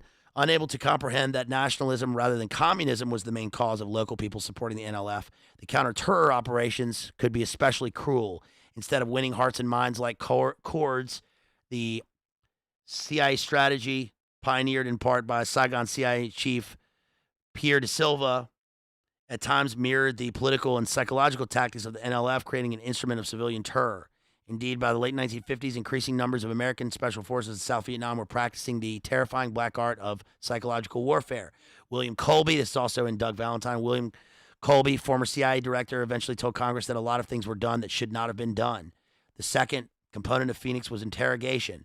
In each South Vietnam province, a detention and interrogation center was constructed called a PIC. These PICs were funded and supervised by CIA. They were reportedly the sites of horrific crimes carried out by South Vietnamese officials, including R-word, gang R-word using eels, snakes, and hard objects, R-word followed by murder, electrical shock, waterboarding, dog mauling, and good old-fashioned BEATINGS. According to the CIA's own estimates, anti-infrastructure operations neutralized around 80,000 VCI, although numbers were contested. Up to 46,000 people were killed under the program. Tragically, as Jane Meyer reveals, a Pentagon contract study found that between 1970 and 71, 97% of the Viet Cong targeted by Phoenix were of negligible importance. And the Phoenix program, like Igloo White and Cords, was heavily computerized. And Alfred McCoy goes on to talk about the Viet Cong Infrastructure Information System, later rebadged as Phoenix Management Information System, collated population data from the Defense Intelligence Agency, the FBI, and CIA, together with agencies from South Vietnam. At that point, the era of the computerized blacklist began. The belief in the automated counterinsurgency, much like automated killing. I just disconnected. Look at that. I just disconnected. And I just came back. Okay. I wonder if it was what I was talking about. Automated epistemology shared by the war managers living under the war dome, killing by blacklist, in which war managers selected targets for assassination would later become central to the Predator Empire's program of targeted killing during the War on Terror. Beyond Vietnam, Phoenix's methods were transferred to a set of training manuals for a range of Latin American governments under Project X.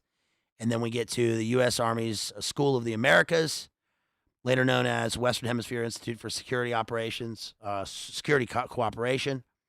And then we get into, finally, the rise of the drone and how this takes place. First, so here's my list. First, the drone was used as a practical target for military forces in the early 20th century. Second, the interwar period and into World War II, the drone was imagined as a kind of flying bomb that could be delivered behind enemy lines. Third, during the Cold War, the drone was seen as a viable surveillance platform able to capture intelligence in denied areas. And fourth, the drone, since the War on Terror, has been weaponized, fusing surveillance killing, therefore becoming a combined hunter-killer or predator.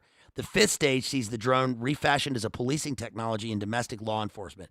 The evolution of these trajectories points to a much more diffuse and everyday use of drones for state power, one that mirrors the increasingly amorphous boundaries of the contemporary battle space.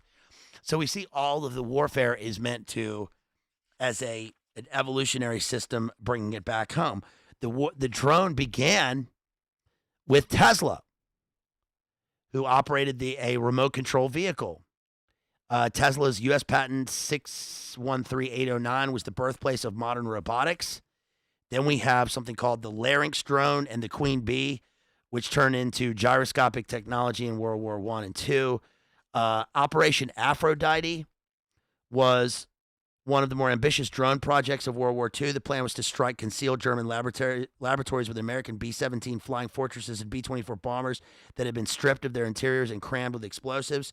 A manned crew would pilot these airplanes and parachute out once they crossed the English Channel, and at that moment, a nearby mothership would take control, receiving live feed from an onboard television camera. Despite the inventiveness of the U.S. Air Force and Navy, Aphrodite was a military failure, and it even claimed the life of Joseph Kennedy Jr. after his B-17 exploded over the English countryside. And it couldn't keep up with sophistication of V-1 and V-2 missiles. Hey, shouts out to you guys out there watching. Thanks for sticking around with me right here. Please make sure you share, like, and share. I'm out of Red Bull. I've got I got 4 cigs left. Please, if you want to support me, please think about doing that so I can go out and resupply. No, but please think about supporting the stream if you want to, if you can. Appreciate you. You can also super chat, but I especially appreciate you using the links right here if you feel so inclined. I managed to pick, thanks to your generous donations out there, I managed to go get down to the bookstore the other day and pick up a copy of, let me find it. Pick up a copy, which I had mentioned, pick up a copy of Celine's Journey to the End of the Night. So I may be covering that soon. Also, this book here, which I've had for a little while now, which was also thanks to your donations, which is, somebody wanted me to cover this, and I saw it on the cheap rack, which was The Girl on the Train. This isn't part of the canon, but I might cover it just for you, just because of that. Also, this book right here, which is called, again, this is Michael Robinson's Alien versus Predator, which I picked up, and is a pretty recent book of poems, which is actually not bad. Because of the language really in this. Let me read this real quick. This is called New Bridge Strategies. Hey, shouts out to X-Ray Space 3033 right there. Cheers, love the stream. Hey, thank you so much. Thank you. I love that you love the stream. That is awesome. Thank you so much. Really appreciate you. Thank you so much for that. He says here, I stand and watch lightning bugs constellate an inch-high sky. I don't care to learn the secret of their glow-stick-colored snow. Bechtel and General Mills make bids. It's enough that Ghostface Killer knows. Apache, DynCorp, Cobra. Tell me, Ghostface, if you know why Baghdad wears a black hood and the Green Zone's Pizza Hut has powers and the Yankees are 6 games out. The rain in Minneapolis is rain-colored. The poor, purple in the cold, are lifted up by no white bird. Ghostface recites the cancer rates while Prince commands the tide to turn. Our Paisley priest, our Swinburne. I like that because it's almost, what he's doing there is he is mirroring and mimicking the proto-AI cut-up method of what poetry will become in the future, which is totally automated and spit out jumbles of Burroughs cut-up with technical DynCorp models thrown into it because they strike the ear. And I like that he's doing that because he is doing a sort of a mockery of proto-poetry there. Of course, DynCorp makes me think of Rumsfeld and the Andrew Marshall as a mentor that I just mentioned with this book. And then you also think of T2, Terminator 2, right? And the DynCorp systems. Cyberdyne Industries, which is clearly using Drone World and the hunter-killer bots at the start of the post-apocalyptic war of annihilation in Terminator 2. Remember the hunter-killer drones? Hey, look at that. Somebody just came in there. Yo, shouts out to, let's see. Yo, shouts out to Buster out there who drops $10. Thank you so much, Buster. On Venmo, really appreciate you. Let me see here. Let me skip to Internet of Things. I'll skip to Internet of Things here. So, again, in terms of annotation here, looking at this book, so I've color-coded my system here, and this isn't like a formal color-coding system in terms of annotation, how to active read, but I just do that to make phrases stick out that contrast with one another on the page. Of course, I put a note here on the tab that says Internet of Things. Sometimes I will even, if my notes won't stick, I'll even tape. I'll actually Scotch tape the note in there. It's not going anywhere. And I try to write my notes on the right-hand side of the page, so that they can all be consistent when I look at it.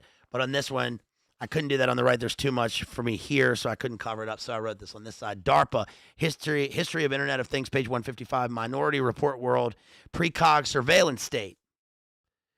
And then right here, I wrote CF Intro. Hey, shouts out to Egon right there for that $5. He says, get some SIGs. Hey, thanks, buddy. Man, you are the best. You guys are generous. Thank you so much. CF is a term I use for an academic term that I use for going to a different part of the book. It simply means confer. Confere, it means confer. It means look at. So you write CF instead of C, S-E-E. I try not to write the term C because then we'll probably be quoting a part of the text instead of CF. It's always consistent. I know to look at another part of the book. This says CF intro because this goes back to the intro. The internet stems from the late 1960s ARPANET, coordinated by DARPA, which connected research centers around the United States. Given its centrality for conditioning the human species in the world market, the internet has rapidly become a domain to be privatized, policed, and militarized. No matter where we are instantly connected to people online. Telecommunication is the rational faculty of haunting no matter what place in the world. All this contributes to a neutralization of space for state surveillance and everything else in between. U.S. targeted killings. This says here, space, the distance between us is annihilated with the Internet of Things. The Internet, furthermore, is a space targeted for mass manipulation and marginalization of behavior, and the binding together of consciousness. Mass communication is even more effective than rapid transportation because it has the power of joining the nervous systems of inhabitants in a coherent space. It has the capacity to synchronize consciousnesses in a very large semiosphere. As such, digital enclosure can be defined as the appropriation, privatization, and policing of information that passes across the internet. It is therefore part of a more general electromagnetic enclosure of humanity, as mentioned in the previous chapter talking about Vietnam.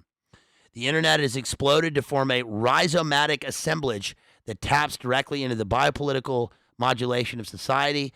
The internet of today connects fridges with home security systems, tablet computers with wearable heart monitors, and drones with Amazon fulfillment centers.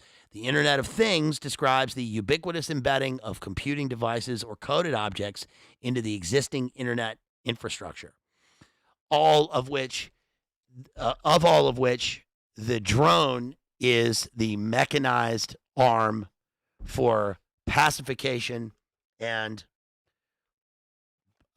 putting people in line in terms of maintaining the peace through warfare.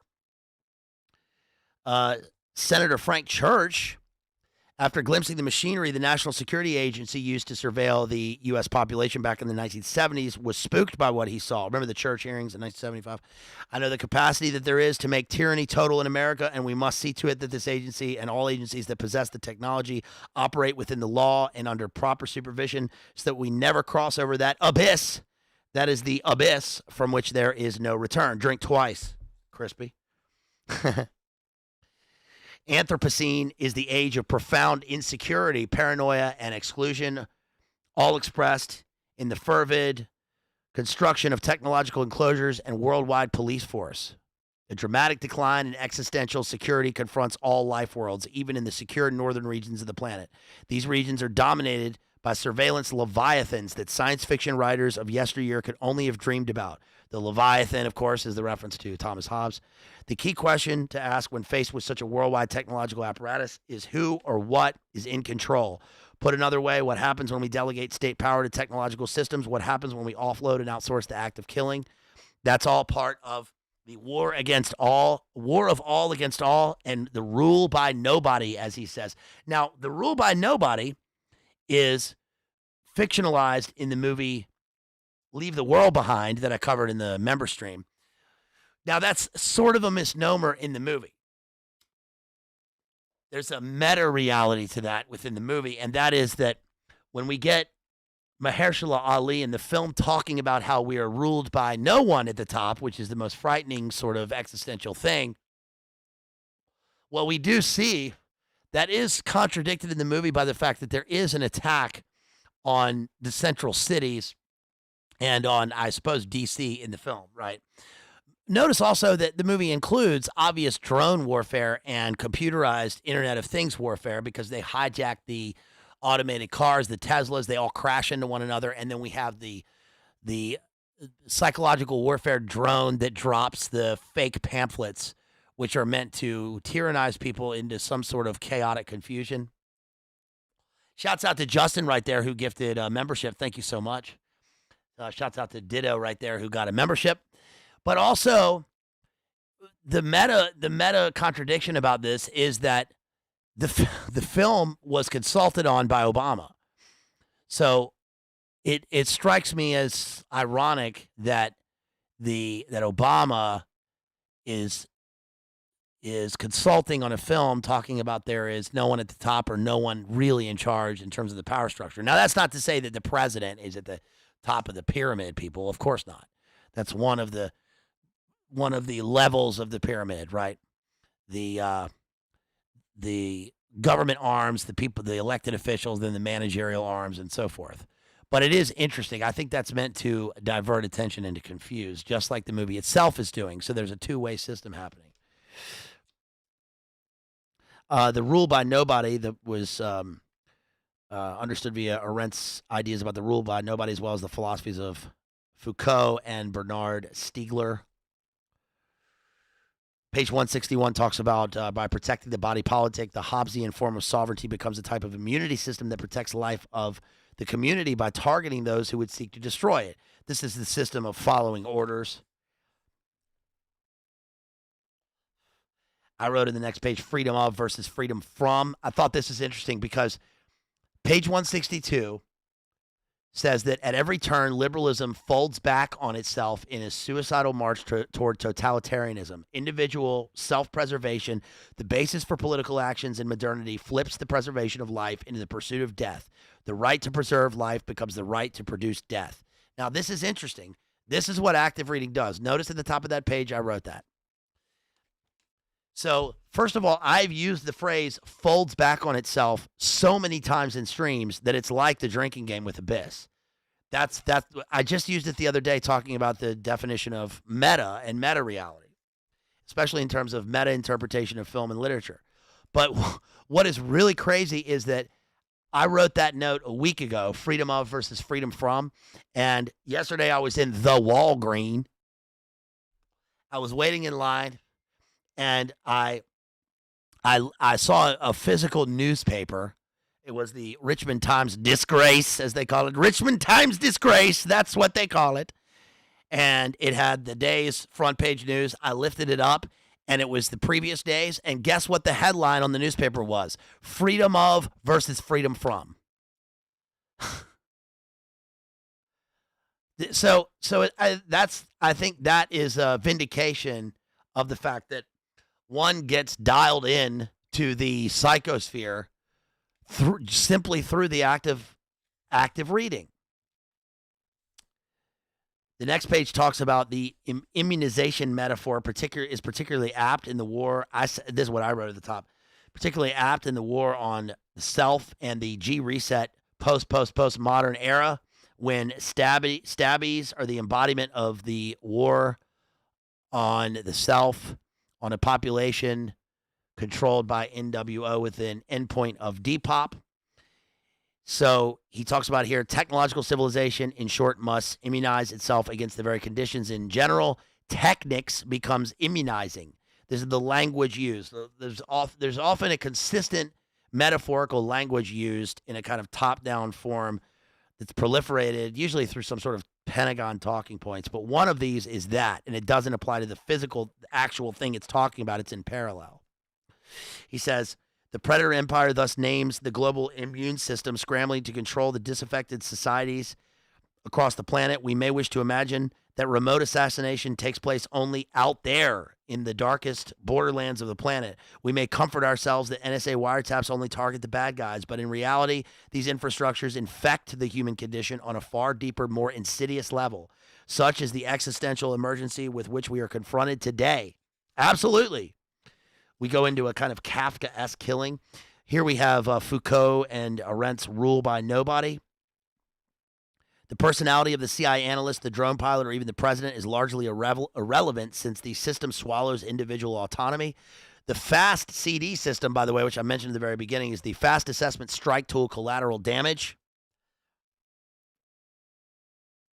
And this is part of the collateral damage methodology of the blast zone of the proposed strike, where basically strikes and counterstrikes are automated within the, hey, yo, shouts out to Mav right there. Shouts out to Mav right there for dropping 10 memberships. Thank you so much. Really appreciate that. That is huge. That is huge. Really appreciate you. And welcome to all the new members. Vast spaces of enclosure. Jeremy Bentham's Panopticon is an architectural blueprint for a prison in which inmates could be watched at all times from a central tower. And we see how the Panopticon has become what we call the panopticonic system of drones and reconnaissance. Enclosures are molds, distinct castings, but controls are modulation, like a self-deforming cast that will continuously change from one moment to the other, or like a sieve whose mesh will transmute from point to point. That's page 170. This is crazy. This is right here. Like the disciplinary mechanisms of prisons, the enclosures of control societies are inherently carceral, even if their atmospheres are more diffuse. Populations remain policed on the inside, even if that inside is now foamy and fragmented, emergent and nonlinear, ambient and ecological. Within this mesh of biopolitical power, the human is undulatory, in orbit, and is barely able to retain its coherent, divided, subject endlessly, chopped up and splayed among digital codes, algorithms, passwords, commodities, networks, CCTV cameras, credit card reports, emails, texts, biometric databases, avatars, videos, and social media. The individual is the human subject of technological civilization endlessly fragmented by modern control technologies. That is amazing. That is an amazing segment right there. Because think of that in your own life. Now that, again, We got to be careful because this is not to say that that technology is evil, right? Technology is created to make things more useful for ourselves as human beings and to be more economical, efficient, right? God gives us fire. God gives us technology. He gives us a mind to consider these things. But in the fallen world, this is how we turn these things on ourselves and also let this sort of overarching pyramidal system make us into what he says. What does he say here? Inchoate, divided subjects, endlessly chopped up and splayed. So think about just on a basic level. I mean, when they talk about, for instance, like off-grid living or going off-grid, I think that's way more complex than people consider. It's both more complex and more simple. There's a kind of paradox in that. But this is the reason why the war on terror and all that, we deal with two completely divergent systems, the high-tech versus the no-tech, right? People now are, incredibly have almost forgotten, and we will get to a point where they have forgotten that we lived in a world where we, to call somebody they had to be at a stationary location. If you wanted to call your friends on the move, you either had a 1996 analog Motorola Atlanta Olympics embossed cell phone, right, which connected to physical phone lines. That's why you had to punch the number so hard, right? Or you got to an internet cafe. And before that, you had to go by a payphone. And before that, you wrote letters, or I guess you had telegraphs. But we weren't, it's like Norm Macdonald said, to think that you could go back in time and explain to somebody that, a phone? You mean that thing I call a person on? Well, I carry it around with me all the time. Oh, and by the way, it's also a television and a radio and a supercomputer and a tracking device, a big black mirror. So, I think that this will come to a head at some point with the cyber polygon, and then it will come back, of course, with the Internet of Things. But I think it's important to recognize that technology is not inherently evil, but it is so it is proliferated top down by these systems of systems for something else that there's a give and take. There's the carrot and the stick, or what is it what was the book that I was covering when it talked about, it was the HHH book by Laurent Binet, right? Where we get one small concession and then we're whipped for it, right? Yeah. What's that in your pocket? What's that in your pocket? I saw you put something in your pocket there. Huh? What'd you put in your pocket? Yeah? What's that, a BBM? Big black mirror? Saw you put a black mirror in your pocket. What do you got in your pocket? Why are you on the phone? Who are you talking to? Who's texting you? Someone's texting you?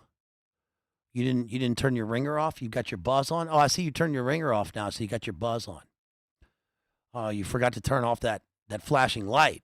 Now you're letting everyone know that somebody texted you. What are they texting you about? You got something going on? Where are you supposed to be? Where are you going? Where are you going? Where have you been?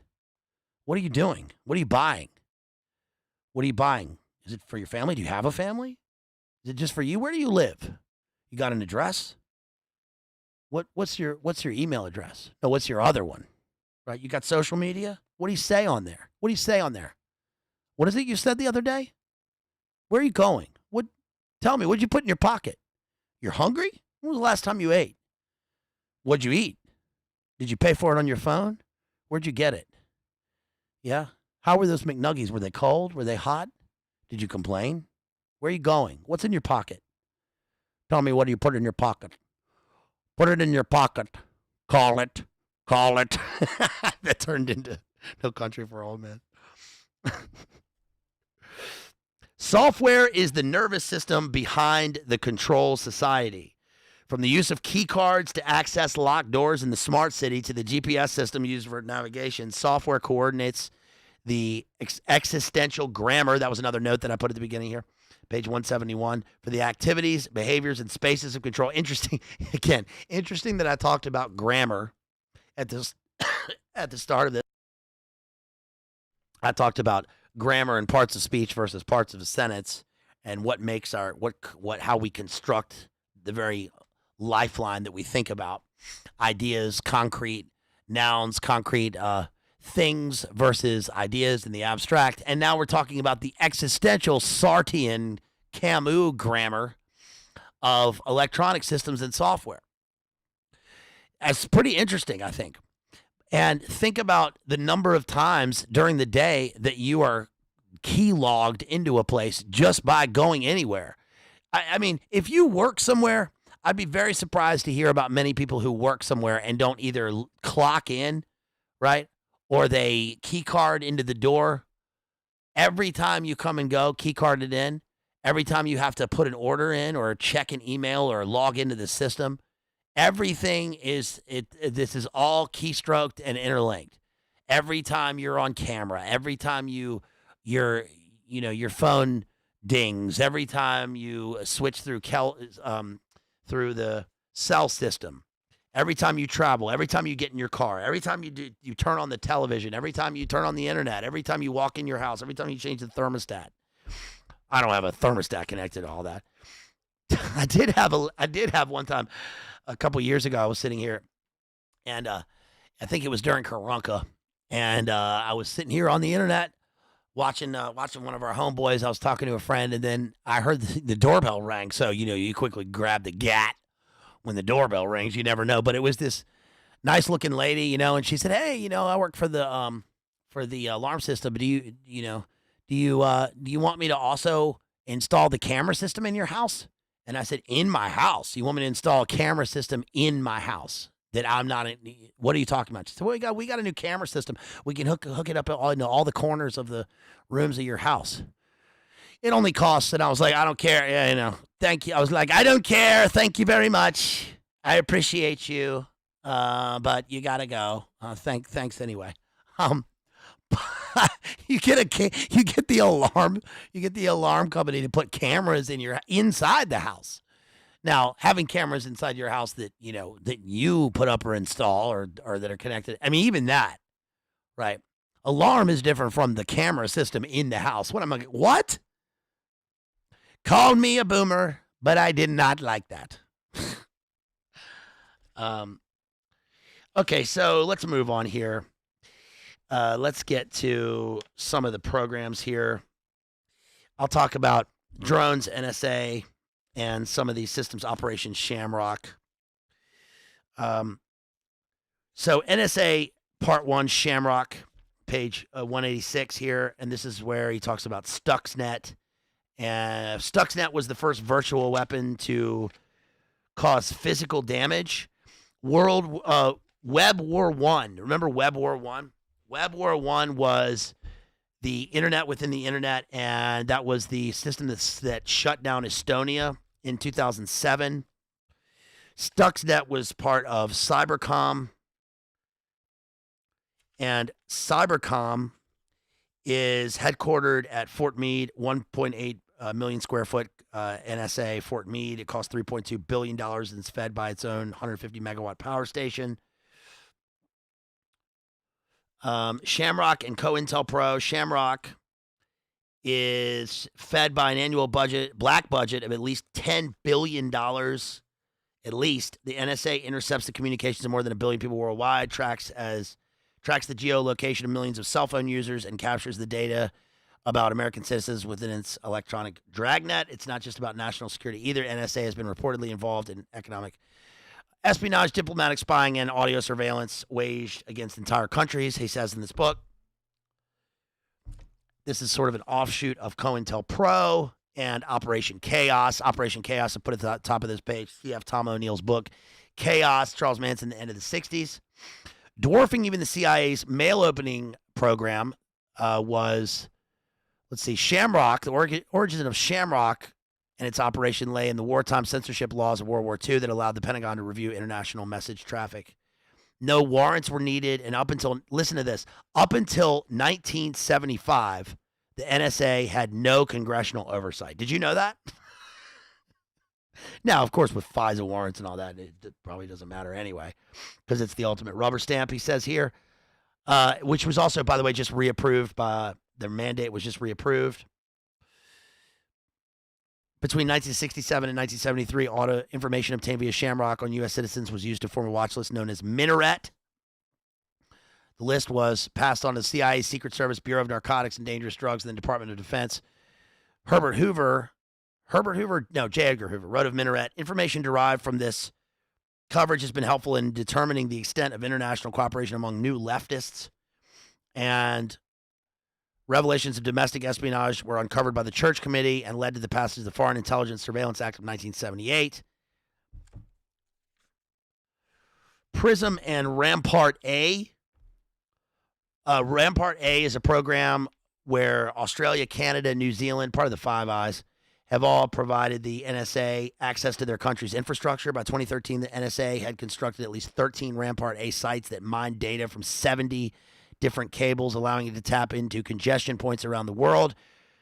3 terabits of phone calls, emails, and other online data are intercepted every second in this way.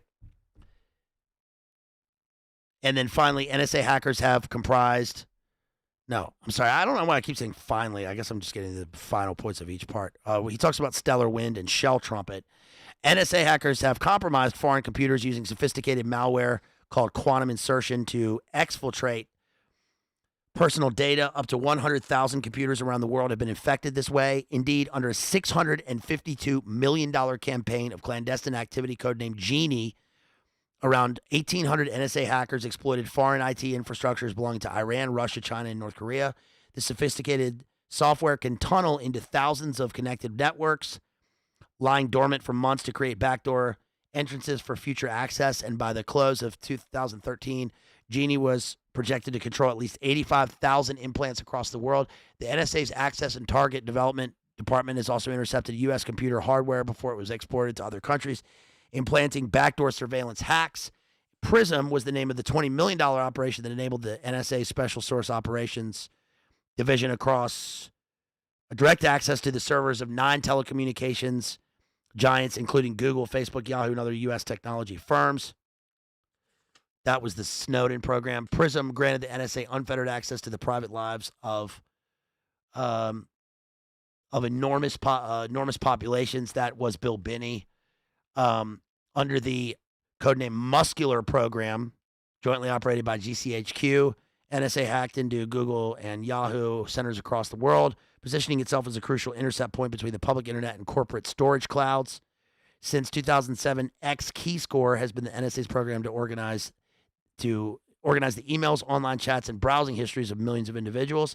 In one 30-day period, there were 41 billion records collected and stored by the program. X-Keyscore even allows the analyst to intercept an individual's internet activity live. And then we get IC Reach and Optic Nerve. There's so many programs here. Okay, the new rules. New rule, okay? The new rules it brought into existence, writes Tom Engelhart, are simple enough. You, whoever you are, here's the whole point of the book. You, whoever you are, wherever you live on planet Earth, are a potential target. Get used to it. The most basic ground rule of the new system: no one is exempt from surveillance.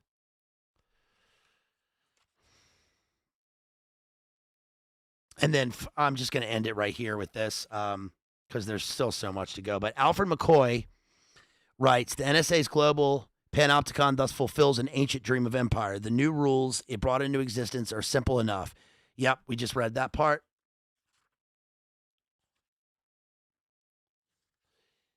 And he goes on to talk about, on page 234, electronic raids. The verticalized war machine already translates their life world into electronic wraiths passing between screens. Hunter-killer drones become a reality, the 1033 program.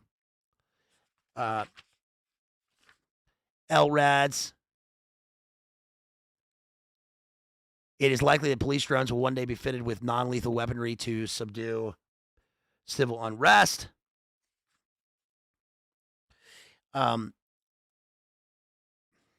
Droneopolis.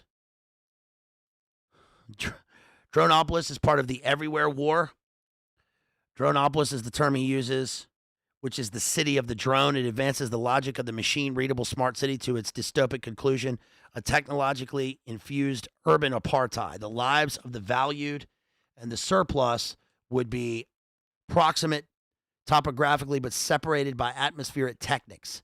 The Dronopolis materializes the logic of a robotic form of exclusionary surveillance that secures segregation. In the atmospheres of this desperate city, hypermobile police drones surround and enter the homes and workplaces of suspects in a manhunt in which the human is transformed into an abstract pattern of life, a digital simulacrum chased across the data sets of the control society. The Dronopolis does not represent a decisive break from the past, but is a new materialization of an already existing social war between a fortified bourgeoisie and a planetary surplus population, one in which the lines between the war on terror, the war on drugs, and the war on poverty dissolve into an amorphous battle space. And this occurs increasingly everywhere. So we find ourselves in the opaque maze within the Crystal City. That is it. That is Predator Empire. That's about all I can get into. So I really recommend this book. Again, hopefully my parts about annotation. I mean, the book is full of notes here, and this is my annotation within the book. If you can even see this, can you see that? My annotation within the book here, and hopefully that will lead you, if you want, to read and to practice active reading. I think this is something good for every civilized adult who wants to delve deeply into what it means to learn, and I hope that helps. I mean, you don't have to. Look, I would rather people just read it all than go full bore into some kind of active reading that they think they should be doing. It doesn't matter. You don't have to write anything in a book. I mean, look, if I have a first edition book or a hardcover book or a book that I really value, that I really as a personal to my life, then I don't dare write in it. I only write my initials. That's one thing you could start doing if you want to, is I learned this very early. My dad's always done this. I learned this from him, is when you're done with the book, write your initials and then write the date. Write the date that you finished. I recommend not just writing your name. I would write the date. That has helped me with my memory. That's part of the reason that I have I think I have a pretty stellar memory, is that, I was talking to a friend the other day. He was talking about the Basketball Diaries, and he said, "Do you remember the Basketball Diaries?" And I said, "Do I remember it?" Yeah, I was reading it in July of 1997, and I pulled out the book. I've read the Basketball Diaries by Jim Carroll, like, I don't know, probably 7 or 8 times, and I've got each of the dates listed. But first time is one of the first times is July. I had the date, but I remembered that it was July 1997. But that allows me to remember where I was, what the day was like, what I was dressed like, what was happening in my life, because I can associate that with the time that I wrote in the book. Because I think that writing, every time you write, especially if you're creating something, if you're writing something creative, or if you're doing active reading in a book, every time you write something, you're not just writing it on a page, you're imprinting it in gold in your brain. It's there forever. It won't leave. It may be replaced by something else, but it'll still be deep in the halls of your memory. So I think that's, you should trust me on this. I think that's a great thing. Now, I would rather people just read. So, I still have to talk about these 2 films. I'm going to talk about them very briefly. Can you give me 5 seconds real quick? I got to get up and get something else to drink. Give me 5 seconds here.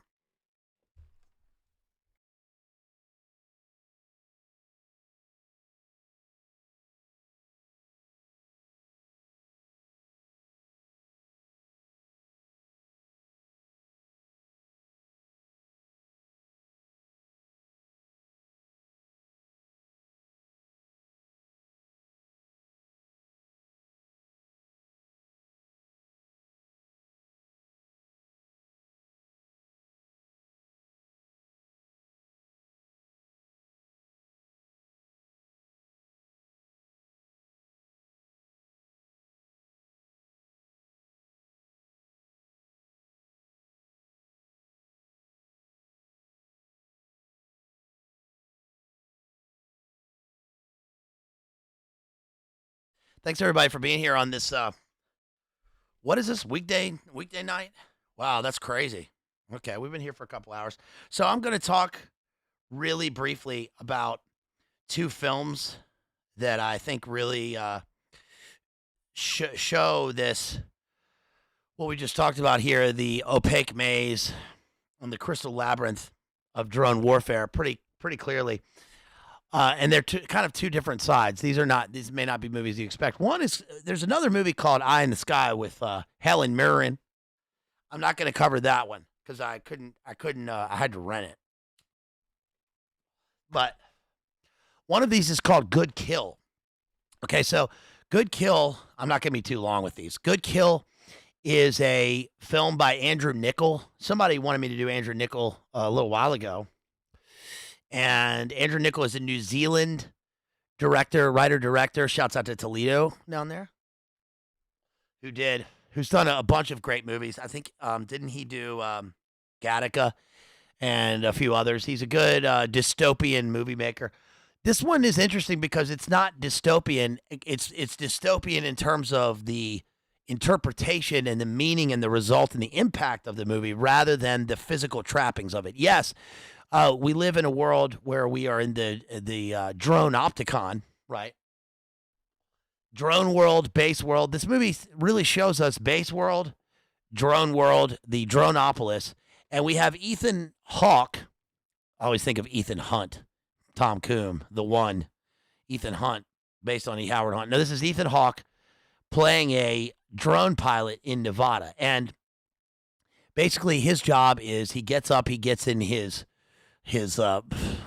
what is it? His muscle car or whatever. He's he's got his flight suit on. He's got his military haircut. He comes to a stop sign and he's going to go fast. The cop stops him and says, "Hey there, doing your duty today, right?" Well, the cop's going to come back because turns out Ethan Hawke has a drinking problem because he is married to January Jones, who is so fine. She's just like, she's his wife. He's got a wife and a child in this movie, and every day he's got to go off and he's got to go to the base in Nevada, go into a shipping container basically, and he's a drone pilot and he is flying a Predator drone in I guess it's Iraq. Now what he does every day is interesting because his backstory in the movie is that he was he flew like F-16s. He talks about F-16s in the movie. And eventually something happened and he kind of timed out of the thing, and they offered him one tour as a drone pilot. He could have a family. He could live in the total liminal space of the suburbs of Las Vegas, be with his family every day and still be a drone pilot. But the problem is that from the very beginning of the movie, we see that he is targeting people on a watch list, and people keep going into the frame, and they get eliminated as collateral damage. And this is obviously weighing on his mind. So they show the kind of specifics of being a drone pilot. There are two pilots. One's handling the navigation, one's handling the firing system, and then there's an overseer, and then there's two other guys who are connected in the network of other drones. So there's like 5 people total in this shipping container. Well, eventually he gets a new navigator who is that Zoe Kravitz? She's the girl. She's in Mad Max. She's in the Mad Max movie Fury Road. Anyway, she's the navigator, and this is one of his weakest movies in terms of the fact that a lot of the drama seems to be kind of synthetic, because like she's the navigator, she gets into this and she immediately has problems and starts calling out the other people, which is fine morally, except for you wonder how they would let her be in this position. She's shedding tears while she's navigating, and you wonder if this is, maybe that's true to life, I don't know, but she's questioning their motives and what they're doing there in the first place, and that's fine morally, except for it just seems like, yeah, Kit says, maybe to him we're just a pawn. Well, he's, Ethan Hawke is trying to do his duty here. But one of the things that this brings to light is that even though they're hovering at minimum 10,000 feet, then they can't be seen. They end up the kind of spiritual implications of this in the movie are that he is a kind of all-seeing eye up in the sky, and he witnesses one of the target villages. A woman gets R-worded by a person who's affiliated with the group but not on the target list, and they have no choice but to sit back and observe this happen. And also, when he finds his target, she paints the target, and then he fire, rifle, and then waits 10 to 12 seconds. First, there's a 2-second, there's a minimum like 2-second uplink buffer with the computer system all the way back in Nevada because they're flying the drones in Iraq, but they're in Nirvana. They're in Nirvana. They're come on over and do the twist. They're in Nirvana. And so by the time he hits rifle, the time from rifle to splash is a considerable amount of time, and it's enough time for instance, children playing to wander onto the scene and to get hit with collateral damage. And the moral argument that they make is that you didn't do this. They did it by doing the Big Nine and by allowing civilians to be placed around where they have weapons, so-called weapons facilities.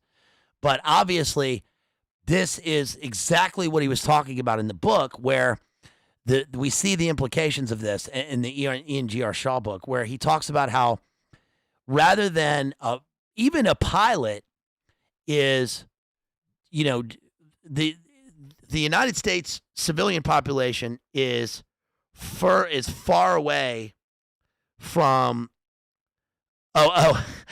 Kit says with his flight suit on. The civilian population is obviously physically, distant from the target population, right? There's an ocean between us. Also, the drone is being piloted far, on the other side of the world. It's completely dystopian. Even the pilot is distant from his targets, right? He's up in the sky, but he's at least in the same place. So that's Ethan Hawke's problem in the film, is that he has to get up and go to work like he's going to an office, but he's in the war. So he wants to get back to flying planes, and they won't let him. He says he feels like a coward. And I think this is part of the dystopian nature of what Shaw is talking about in the book, which is that the war to create peace is one of pacification through warfare and death, where there is, as we try to distance ourselves from the realities of warfare, we actually come to this existential place where they loop back around, they fold back on themselves and join at the other side where they become one again. So the crisis that creates in Ethan Hawke is that, number one, he watches events take place that he can't control because he's under orders, and then two, that there's no distance between his life in a flight suit, piloting an instrument of warfare, and his life going back home to lunch with his wife and child. And he can't reconcile these two. So what he ends up doing is he ends up, he's like about to have an affair with his wife. He suspects his wife of having an affair. She's doing everything she can to keep the marriage together, by the way. She just wants him. She's a pretty good wife in the movie. I mean, she is making eye contact. She welcomes him there. She's teaching her kid at home. She's beautiful. She gets dolled up for him. She loves him. She clearly loves him. And she resents the alienation, which we come to expect in a military movie, of course. But the problem is that in his silent killing, he's also in a silent loving, right? He doesn't know how to reconcile his killing and his loving in one thing. It's like in Apocalypse Now, when in the Redux version, where the woman says, "There are two of you, one that loves and one that kills," right? Where she's giving Martin Sheen the opium pipe, and there's a veil, and she's on the other side of the veil. You remember that scene? So what he ends up doing in the movie is to try and solve his cowardice, he ends up fire rifle on the guy who comes back to our word, the woman again, even though they're not on the list. And then he gets in the car and drives away into the sunset. The problem with the movie is that there's too much. There's a weird thing. I know what he was intending to do with this. I know what the filmmakers were intending to do. They were intending to have this weird incongruous music be kind of jarring. Like there are these weird, like, early 2010s era sort of nameless bands playing on the soundtrack, which is to indicate that he's back in America, he's in his car and he's driving around, and then he goes, and then there's no music when he's in the shipping container and when he's flying his operations. And I know what it was meant to do. It was meant to be a jarring sort of disconnect between the two. But what it ends up doing is disconnecting me, the audience, from the movie, because I kept wondering, what is this music? What is this music that they're throwing in? I mean, I think it didn't really work. And also, it works in terms of the movie with his actions at the end, but it doesn't work in terms of how overt the messaging is trying to be in the movie.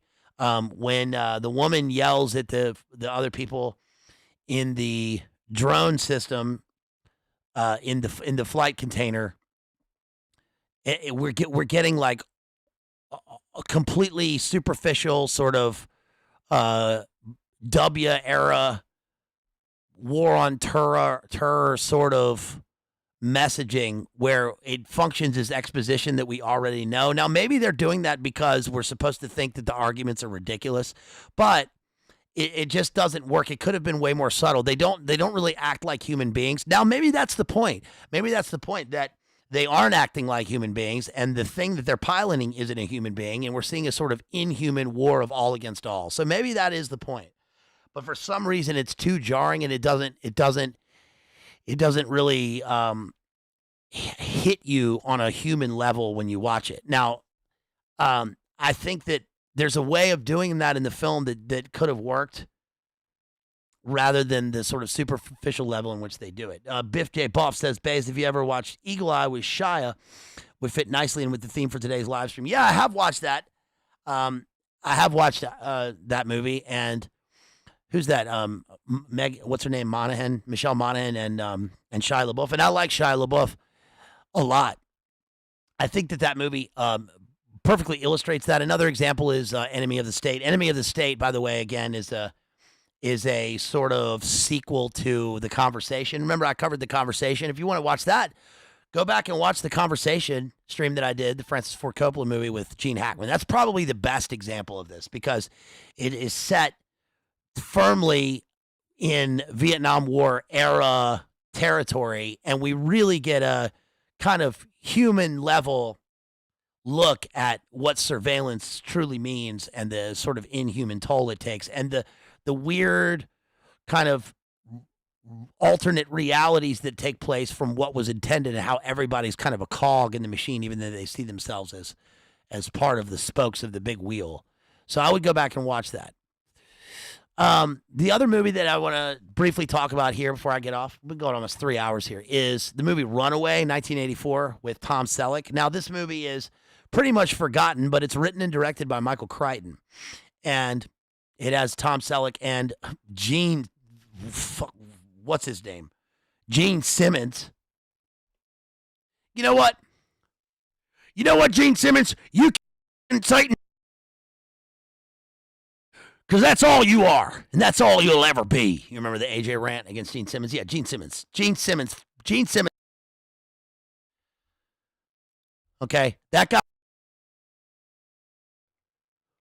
Gene Simmons.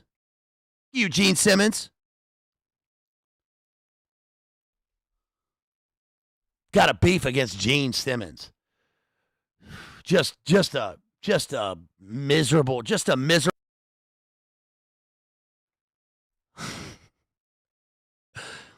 Gene Simmons plays the bad guy in this. He's actually good as the bad guy because he's such a bad guy.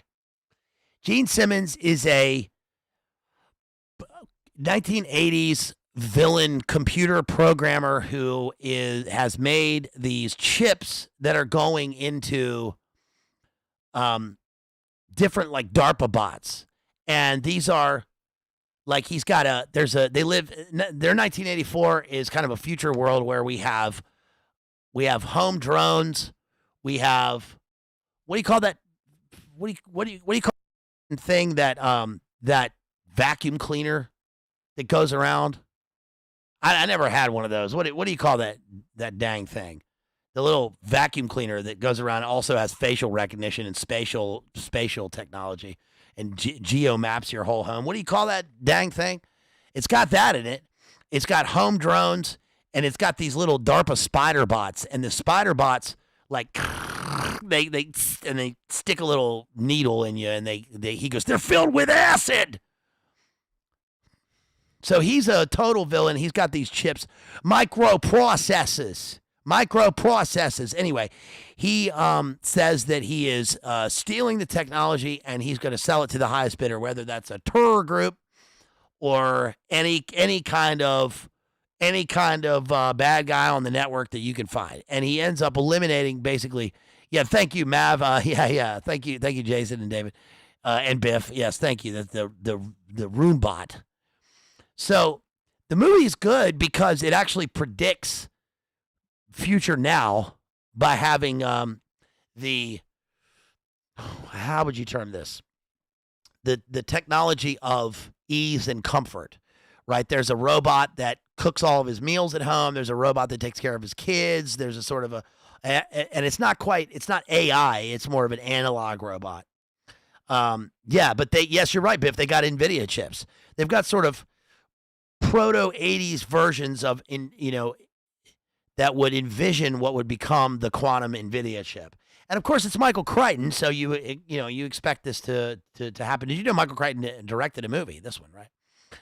But I first saw this movie right after it came out on the movie channel in the guest room at my grandparents' house, and I remember being terrified of it. I was terrified because of a couple scenes. One is where, and I shouldn't have been watching this, but I did. It was on the movie channel. I was going to sleep late at night. I was like 4 years old. And there's a scene where there's a family that's been taken hostage, and you hear gunshots because the robot has an arm and has taken the homeowner's 357 and has like shot somebody, and then you hear the screams of a baby. And this particularly scared me, and this is actually pretty true to life because one of the sounds mixed in with ultra high frequency and low frequency in terms of what we were just talking about with the card counter in that movie, and even with Manuel Noriega, and anytime there's a kind of CIA is the sound of a baby crying, and it really did unnerve me back then. And so this drone, what they do is they send in a drone. It's a kind of a triangular drone. They send in a drone into the house to check it out, and the other drone being connected, Internet of Things, and all the systems are connected. Tom Selleck makes clear that when the news cameras show up, he says, they ask him, are you going in alone? And he says, I'm not going to answer that, and you shouldn't be filming because the bot is reading your, what does he say? He says, the bot is reading your electromagnetic frequency. So in other words, what that would mean for us with the internet is that all of the traffic, all the internet traffic, the bot is clued into that and is able to predict what he's going to do. It knows you can't broadcast that. So he goes in and he's got like a laser, basically a drone target to take out this like little machine beep boop system that somehow got a hold of the GAT, right? And he saves the child. Well, it ends up that all of the people are being eliminated by Gene Simmons because he can't leave witnesses. And the Tom Selleck's kid is actually the same kid that was in Flight of the Navigator. You remember I did Flight of the Navigator as part of those. I did the 80s stream on, was that the lizard people stream? I think it was Space Lizards. Remember? I did the Space Lizard stream on Enemy Mine. And Flight of the Navigator was part of it. Anyway, you can just look up Flight of the Navigator. Go back into the archives and see that. It's the same boy. And there's an interesting dynamic that takes place between him and his child because he's a great dad and his wife has passed away. He's got this new partner. Of course, the new partner he's got is this woman. She's fine. And she's, was involved in, she was trying to be a computer programmer. Now she's a cop. And this has a whole it has a whole division of cops who are going after rogue mechanical equipment. So this is, this is probably pretty predictive of the future, even if it's, tech people, nerd squad that are sent out to control the bots that run over the Monsanto fields or whatever. Right? They go rogue on the cornfield. So it is pretty good. I mean, it is the only parts where it go wrong are that like it's pretty 80s when like he's in this elevator at the end and the little spider bots are like and then they jump to one side. They got this little needle and he's like and he's got a fear of heights, of course. Now, one thing about his fear of heights in the movie is that number one, when he goes up in the helicopter at the beginning of the movie, you know that this is going to be Chekhov's fear of heights. He's going to end up in a scene by the end of the movie where he has vertigo, and what's interesting about it is that the vertigo, I think, is supposed to indicate to the audience, is supposed to be a symbol of, number one, the heights of technology, and also that with drones there is a physical something above us that has a kind of metaphysical dread, because we've allowed this to happen in drone world, and we find ourselves inside the opaque maze. So luckily the movie ends with a happy ending. He gets together with the woman. He's able to she really, it's a good movie, and it's wholesome in the fact that his blonde cop partner like really wants him and wants and his son is like, it's fine. You can go on a date with her. And Tom Selleck is cool also because, I mean, he is a character that we don't see much in movies anymore. He's mustachioed, he's masculine, he's tall, he's a big guy, he's got a presence about him. It's pretty cool to see that, a real like, alpha dude in a movie. He's going to take care of this beta Gene Simmons. Right. Please get rid of this guy. Get out of here. He's like, ah! Gene Simmons is like, ah! The spider bots have acid in them. Get out of here, dude. Just get out of here. So Tom Selleck smoked, and he's gone. So that's it. That's Runaway, and that is Good Kill. That's just kind of two movies I wanted to throw in at the end there. So that'll about do it. I mean, what have we been going, 3 hours now? All right, that'll about do it now. I've got, let's see. Let me see if I got any more super chats to throw in there. Please, if you want to support me, please consider doing that through the links provided. They get right to me. That's the best way to do it. If you're so inclined, if you want to reach out. I know it's hard out there to make a DARPA buck in Droneopolis. That's for damn sure. Okay. Yo, shouts out to Derek P out there. Thank you so much, bud. Sends $10 via PayPal. Says, fascinating stream. Thanks for sharing, BLA. That is DA in chat. Hey, thank you so much, DA. Really appreciate you, homeboy. Thanks for sending that $10 via PayPal. Thank you to everybody who supported, and especially with the memberships. Let me look at the super chats real quick. If you want to sponsor a stream, I've got I guess the next one I'll do will be the, look at that. I got one smoke left, you guys. I got this, and I got one more. So think about supporting me there. I got to make it to the Stowe right after this and get my McNuggies dollar menu. Got to get that dollar menu. So yeah, the next one I'll be doing. I will be doing. Shoot. Fudge.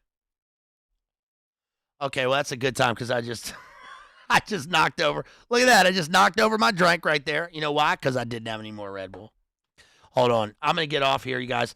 I gotta wipe that up because I'm not used to having my drink right there. I'm used to having Red Bull. Okay, so shouts out to Circle G again. X-Ray Space right there sends $10. Egon sends $5. Thanks to Justin and Matt for dropping those super chats. Really appreciate you. Everybody who dropped a super chat, really appreciate you. If you want to sponsor a stream, hit me up with $100 and give me a topic. So that'll about do us right here, you guys. I'm going to hit us out with Sting and a cut off his new album. And so here is, let's go with Rooks G right here. Here's Sleepless Malls. You guys, peace. I love y'all. I'll see you on the flip, as Jason Berman says. I'll see you on the flip. Love you guys. Take it easy out there in Take it easy out there in Based World. I love y'all. Peace.